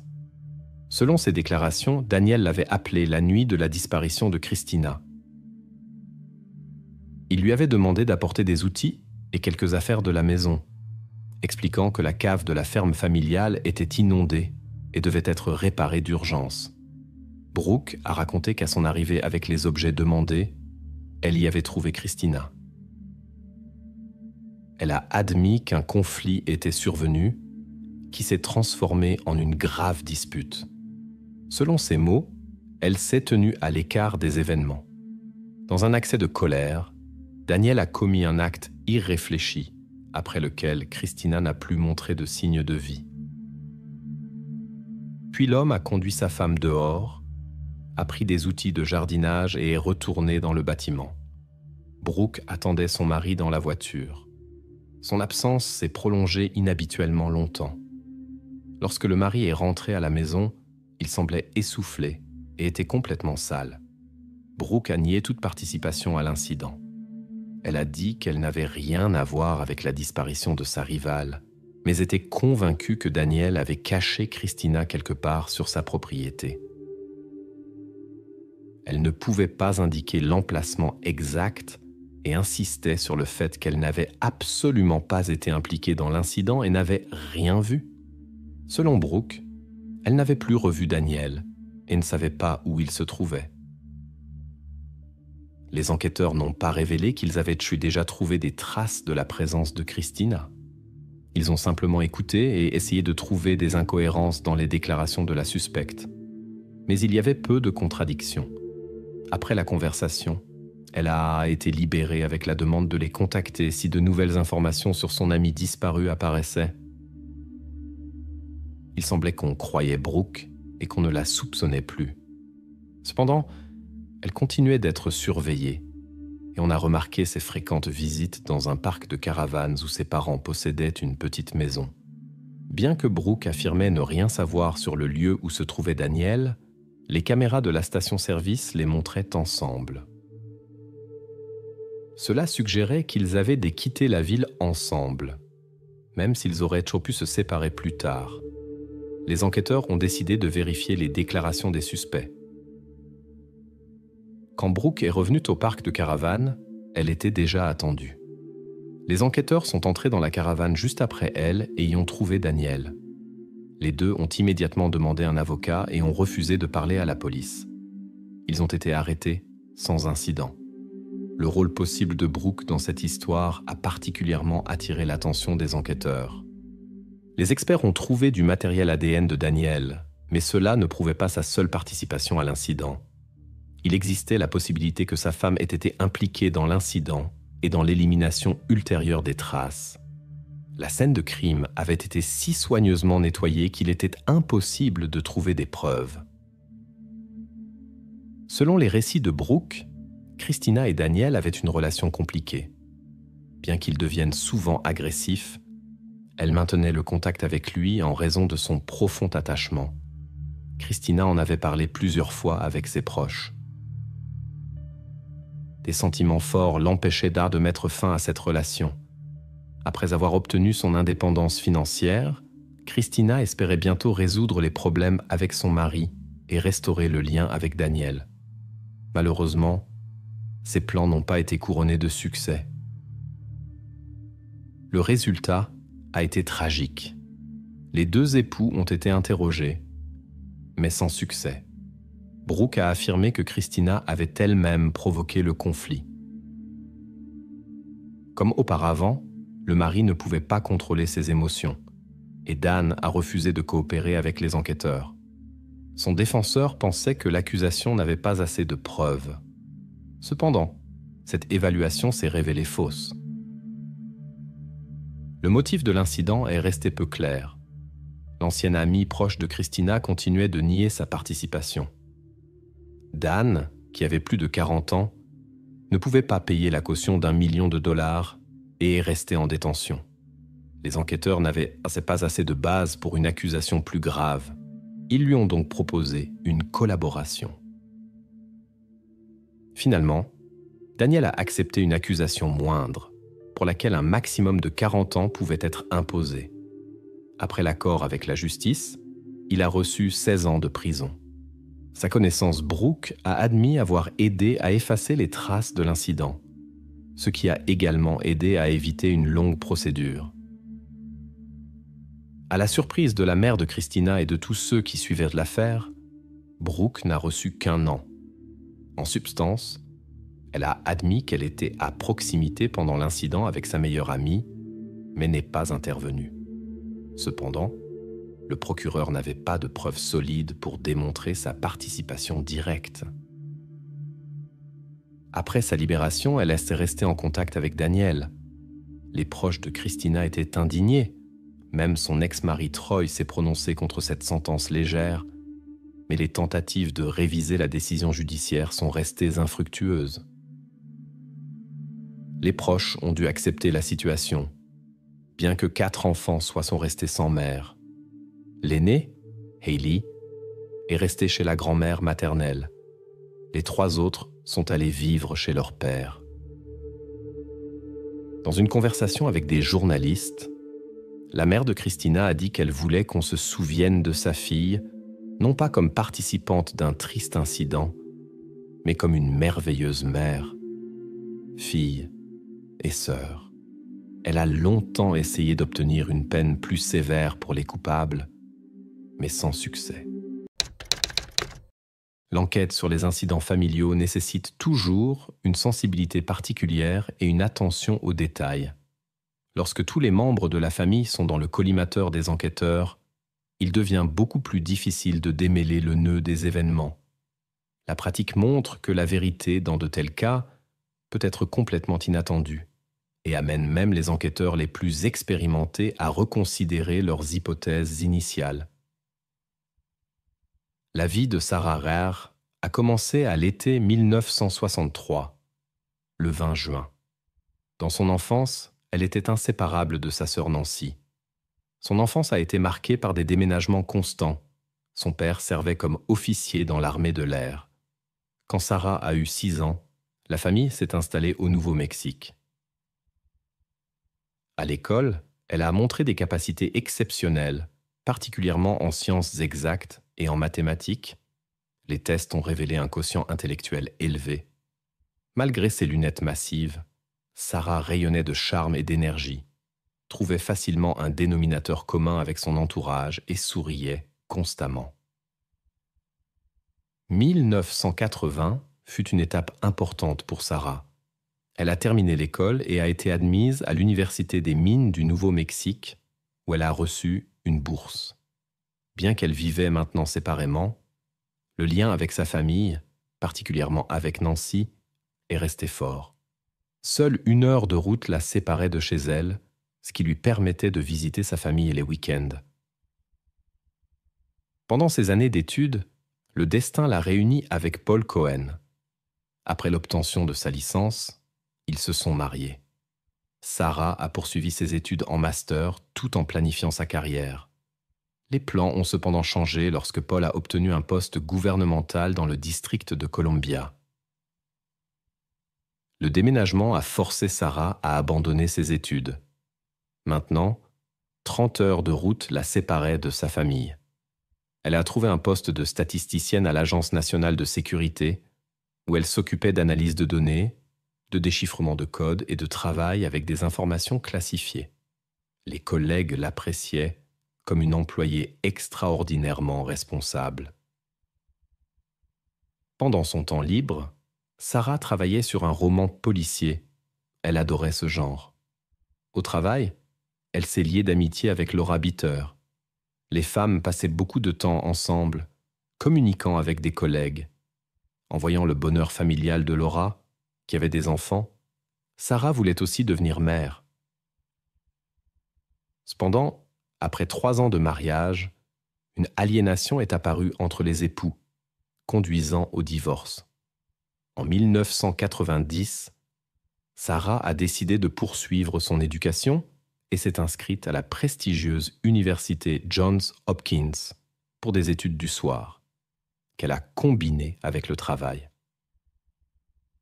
C'est là qu'elle a rencontré Lorenzo Rares, 25 ans, issu d'une famille philippine très unie. Ce jeune homme sociable et intelligent travaillait dans une entreprise de télécommunications. Lorenzo entourait Sarah de soins et de chaleur. Leur relation était remplie de sincérité et de tendresse. L'histoire de Sarah et Lorenzo a commencé par le mariage le 7 septembre 1994. La jeune femme avait 31 ans et avait déjà obtenu son master. Avec son mari, ils s'installèrent dans une maison confortable à Elk Ridge, État du Maryland. 3 ans plus tard, quand Sarah avait 33 ans, son fils tant attendu Will est né. À cette époque, ses parents s'éloignèrent encore plus.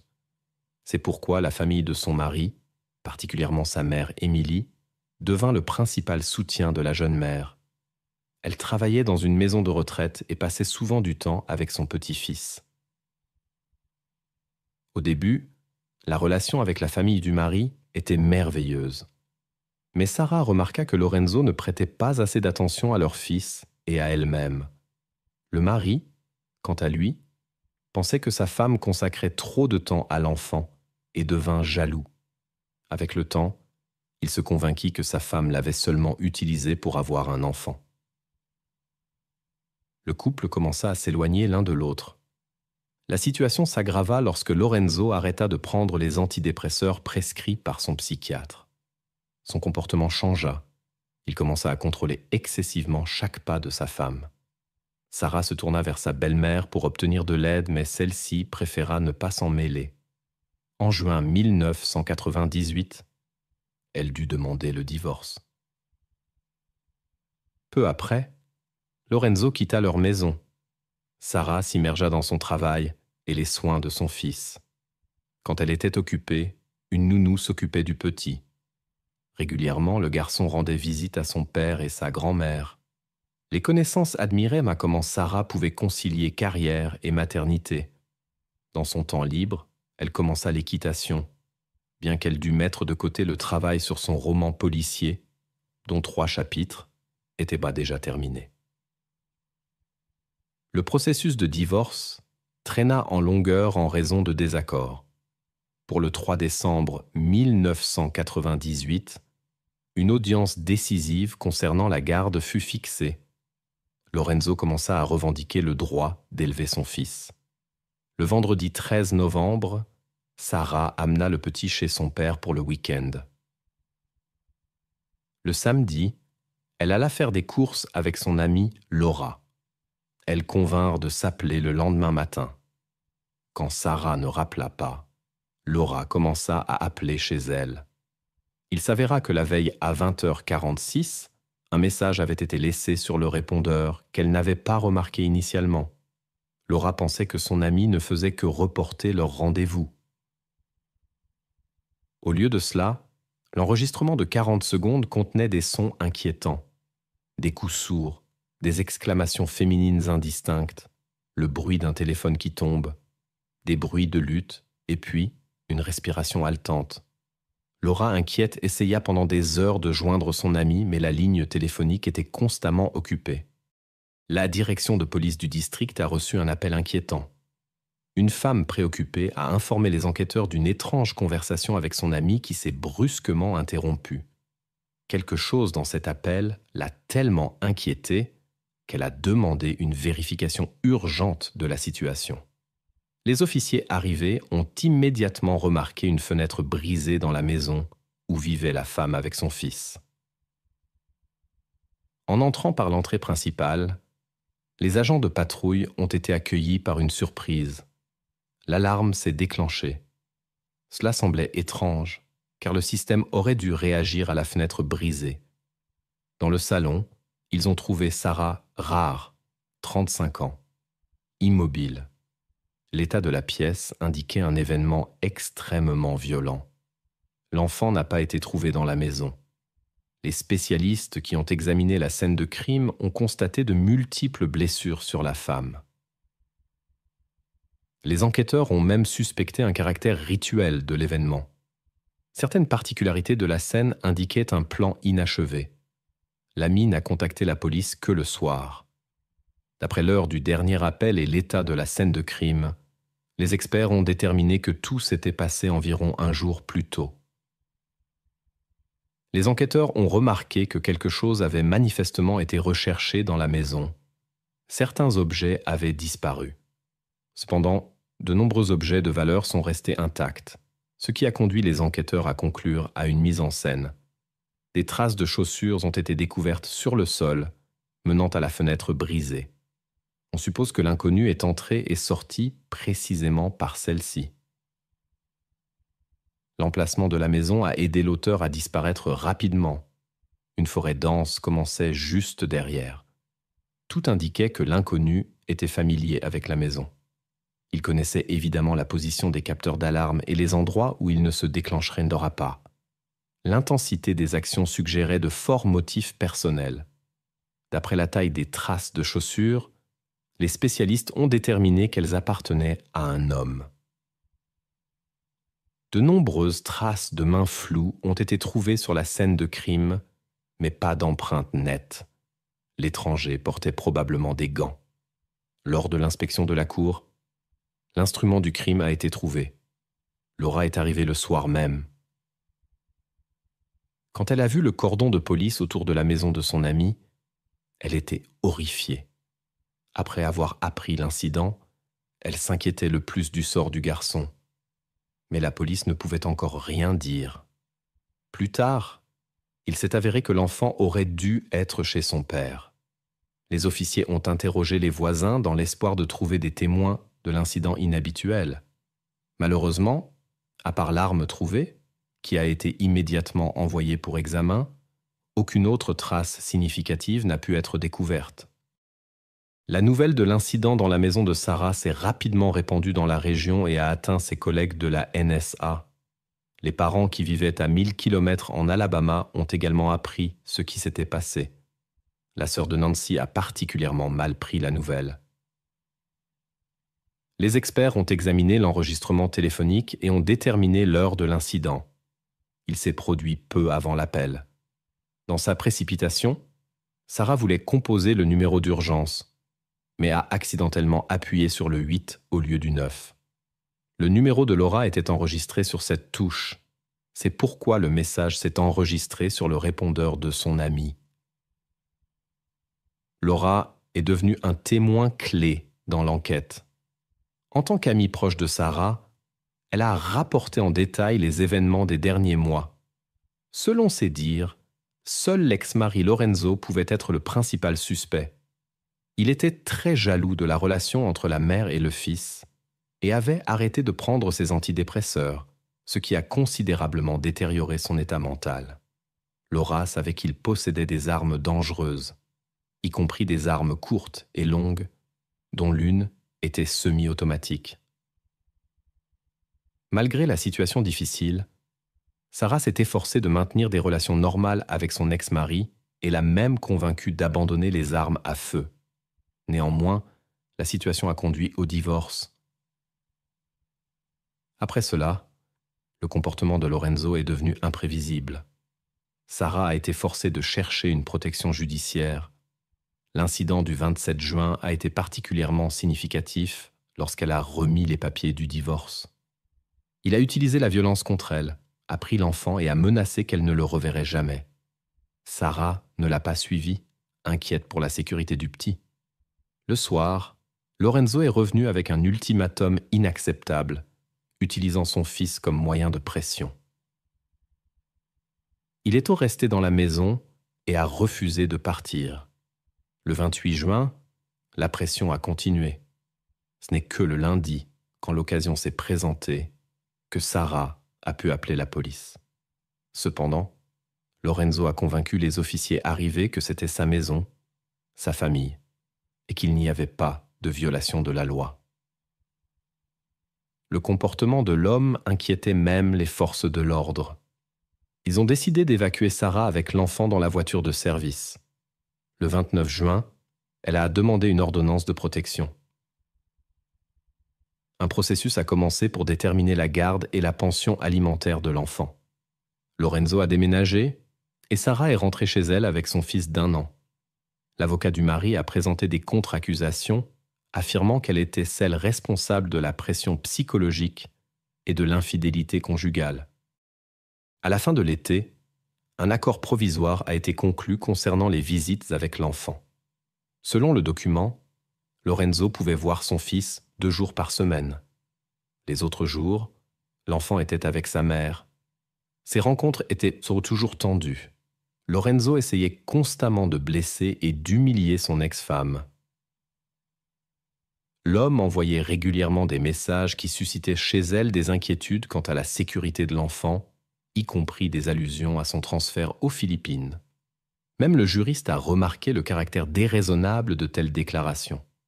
Lorenzo a tenté sans succès de demander un passeport pour l'enfant. Ce comportement inapproprié a conduit les enquêteurs à lui accorder une attention particulière lors de l'enquête sur les événements ultérieurs. La particularité du quartier était que les maisons voisines étaient situées à une distance considérable de l'appartement de Sarah. Aucun des résidents n'a remarqué quoi que ce soit d'inhabituel ce jour-là. De plus, malgré divers systèmes de sécurité, il n'y avait pas de caméras de surveillance dans la zone. Les enquêteurs ont découvert que le 13 novembre, Sarah était en contact avec son ami. L'affaire de divorce touchait à sa fin. Lorenzo n'a pas reçu les privilèges souhaités et Sarah a partagé ses craintes quant à sa possible réaction à cette issue. Dans la conversation avec Laura, elle lui a demandé de s'occuper du garçon si la situation prenait une tournure défavorable. Elle a également mentionné qu'elle gardait une poêle à côté du lit pour des raisons de sécurité. Telle était l'intensité de son inquiétude ces derniers mois.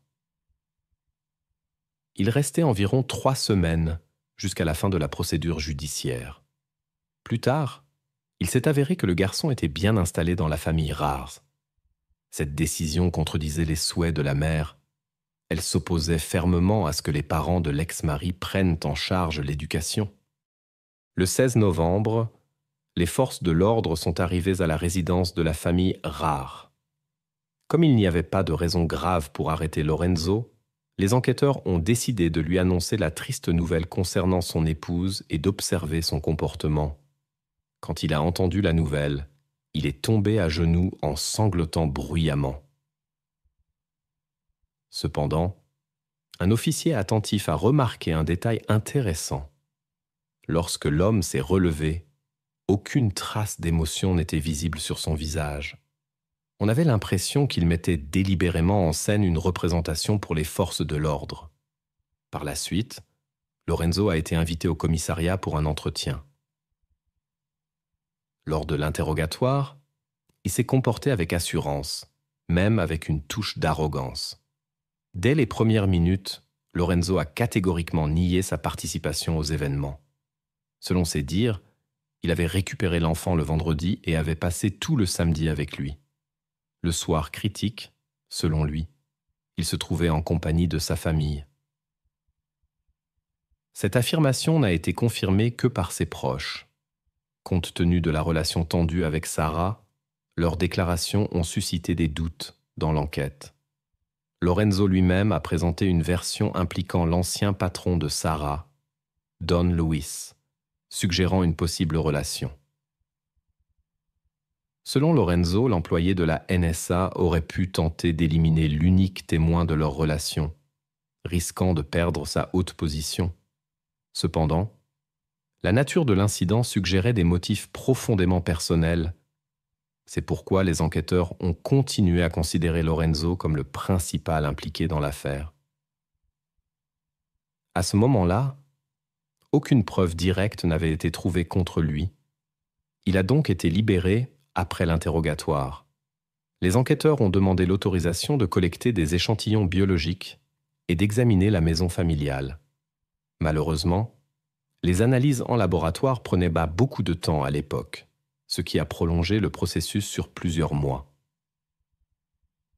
En parallèle, l'analyse des traces trouvées sur la scène de crime a été effectuée. Les enquêteurs ont poursuivi les discussions avec les membres de la famille Rare. Au cours des conversations, des contradictions sont apparues dans les paroles de Lorenzo. Certains proches affirmaient qu'il avait passé la soirée avec eux. D'autres insistaient sur le fait qu'il avait travaillé jusqu'à 22 heures. La fouille minutieuse de la propriété de la famille Rare, y compris leur véhicule, n'a donné aucun résultat. Les enquêteurs n'ont rien trouvé qui puisse être lié à l'incident, pas même des chaussures avec un profil de semelle similaire à celui trouvé précédemment. La principale personne d'intérêt avait déjà contacté un avocat et refusé toute coopération ultérieure. L'éducation de Lorenzo et ses 2 masters ont compliqué davantage le travail des enquêteurs. La situation a changé avec l'implication des spécialistes de la NSA dans l'affaire. Ils ont lancé une enquête interne utilisant les technologies les plus modernes et les meilleurs spécialistes pour élucider les événements concernant leurs employés. Les employés de la NSA ont examiné les enregistrements du répondeur. Ils pensaient entendre dans le dernier message Sarah prononcer le nom Mike. C'était le nom du frère de Lorenzo. Il a été décidé d'avoir une conversation avec le jeune homme. Malgré sa nervosité visible, il n'a partagé aucune information significative. Plus tard, l'ex-femme de Lorenzo, Becky, a accepté d'aider à l'enquête et a autorisé l'enregistrement de sa conversation. Elle a eu une longue conversation téléphonique avec son ex-mari et a essayé prudemment d'obtenir les informations nécessaires, mais sans succès. Suite à cela, la NSA a mis fin à sa participation à l'enquête, concluant que l'incident n'était pas lié aux activités de l'agence, mais était de nature personnelle. Après un mois, les experts ont reçu les résultats de l'analyse ADN des traces sur l'objet trouvé. En plus des traces de Sarah, on y a trouvé du matériel de l'auteur présumé.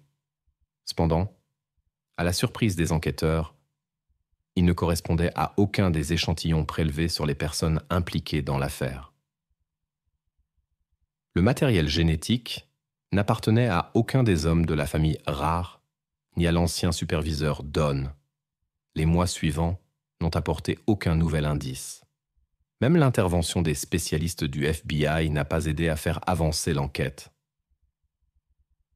Cependant, les agents fédéraux ont pu dissiper l'hypothèse que Sarah avait prononcé un nom dans l'enregistrement. C'était simplement des bruits peu clairs. Le 1er juin 1999, de nouvelles découvertes sont enfin apparues dans l'enquête. Au commissariat, une information importante est arrivée d'un enquêteur du district de Baltimore. Il s'agissait d'une confession inattendue d'Ardell Tickles, âgé de 18 ans, qui était en détention pour un incident avec son ancien superviseur de McDonald's. Pendant son séjour en cellule d'isolement, Ardell a partagé avec son compagnon de cellule une histoire concernant un incident avec une femme. Les détails décrits correspondaient étonnamment au cas de Sarah. Le compagnon de cellule, espérant une réduction de peine, a accepté d'aider dans l'enquête. Sur un enregistreur, Ardell a raconté les détails des événements du 13 novembre, bien qu'il ne connaissait même pas le nom de cette femme. Il a décrit comment il était entré dans l'appartement par une fenêtre en utilisant un dispositif de tir. Le jeune homme a rapporté qu'une ancienne collègue l'avait poussé à le faire et lui avait promis une récompense de $5 000. Bien que les paroles du détenu aient été prises avec précaution, il connaissait des détails de l'incident qui n'étaient pas publiquement connus. Cela donnait de la crédibilité à son récit. Les enquêteurs voulaient entendre la version complète et découvrir l'identité du commanditaire. Selon Ardell, une femme avait dépeint Sarah sous un jour extrêmement négatif. On lui avait dit que Sarah aurait fait preuve de discrimination et aurait aussi été la cause d'événements tristes avec sa connaissance. Après ces histoires, Ardell était négativement disposé et prêt à des actions irréfléchies. il a affirmé ne pas avoir compris les véritables motifs de la commanditaire qui l'avait induit en erreur. Pour le travail, il n'a reçu que 3 000 au lieu des 5 000 promis, mais n'y attachait pas d'importance car il considérait ses actions comme justifiées. Quand on lui a montré des photos des principaux impliqués dans l'affaire, il n'a reconnu personne. Il était étonnant qu'il ne connaisse même pas le nom de la commanditaire, bien qu'il ait accepté une affaire sérieuse. Ardel avait eu un destin difficile, une mère atteinte de troubles mentaux, des années en internat où il avait été gravement maltraité par ses pairs. Cela avait fortement influencé son caractère. Malgré son passé propre, il était impétueux et facilement influençable. Lorsque les enquêteurs ont montré une photo d'Émilie, la mère de Lorenzo, Ardel a immédiatement reconnu la commanditaire. Quand il a appris la véritable histoire du conflit entre les familles, il a été bouleversé de voir comment il avait été trompé.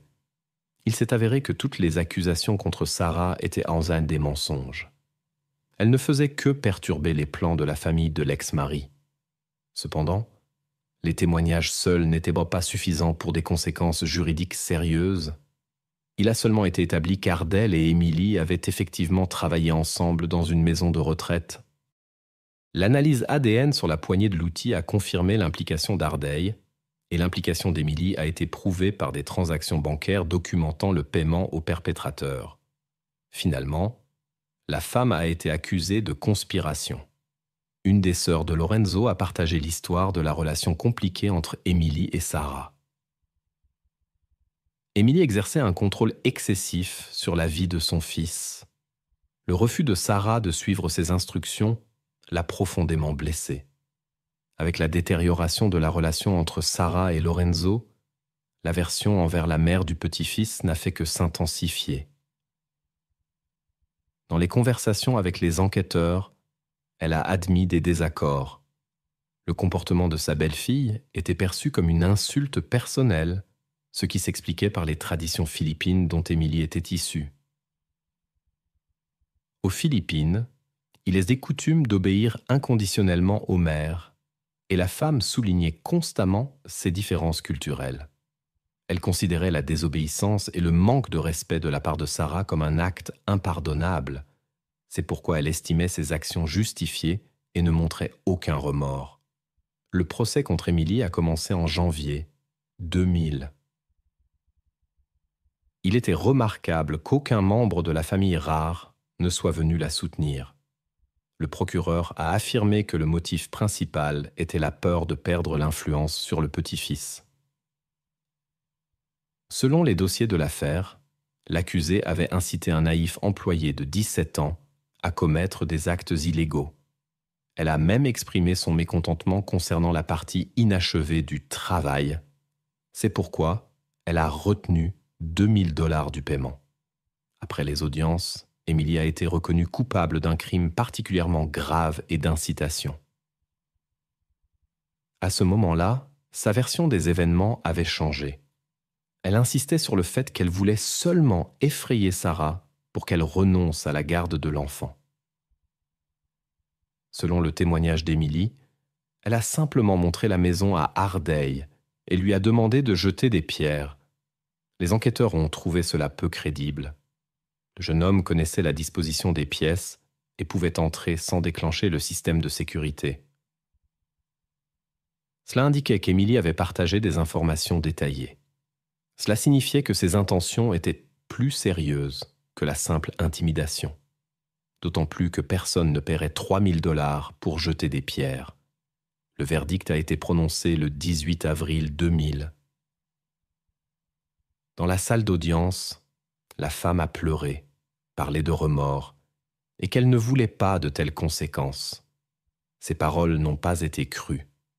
Émilie a reçu la prison à perpétuité sans possibilité de libération conditionnelle. Elle a insisté sur la non-participation de son fils Lorenzo à l'incident. L'écoute de ses conversations en prison n'a fourni aucune preuve de sa culpabilité. Cependant, les proches de Sarah croient que c'est lui qui a poussé sa mère à ses actions. L'audience dans l'affaire Dardeille était prévue pour mars, mais il a conclu un accord avec le procureur et a avoué sa culpabilité.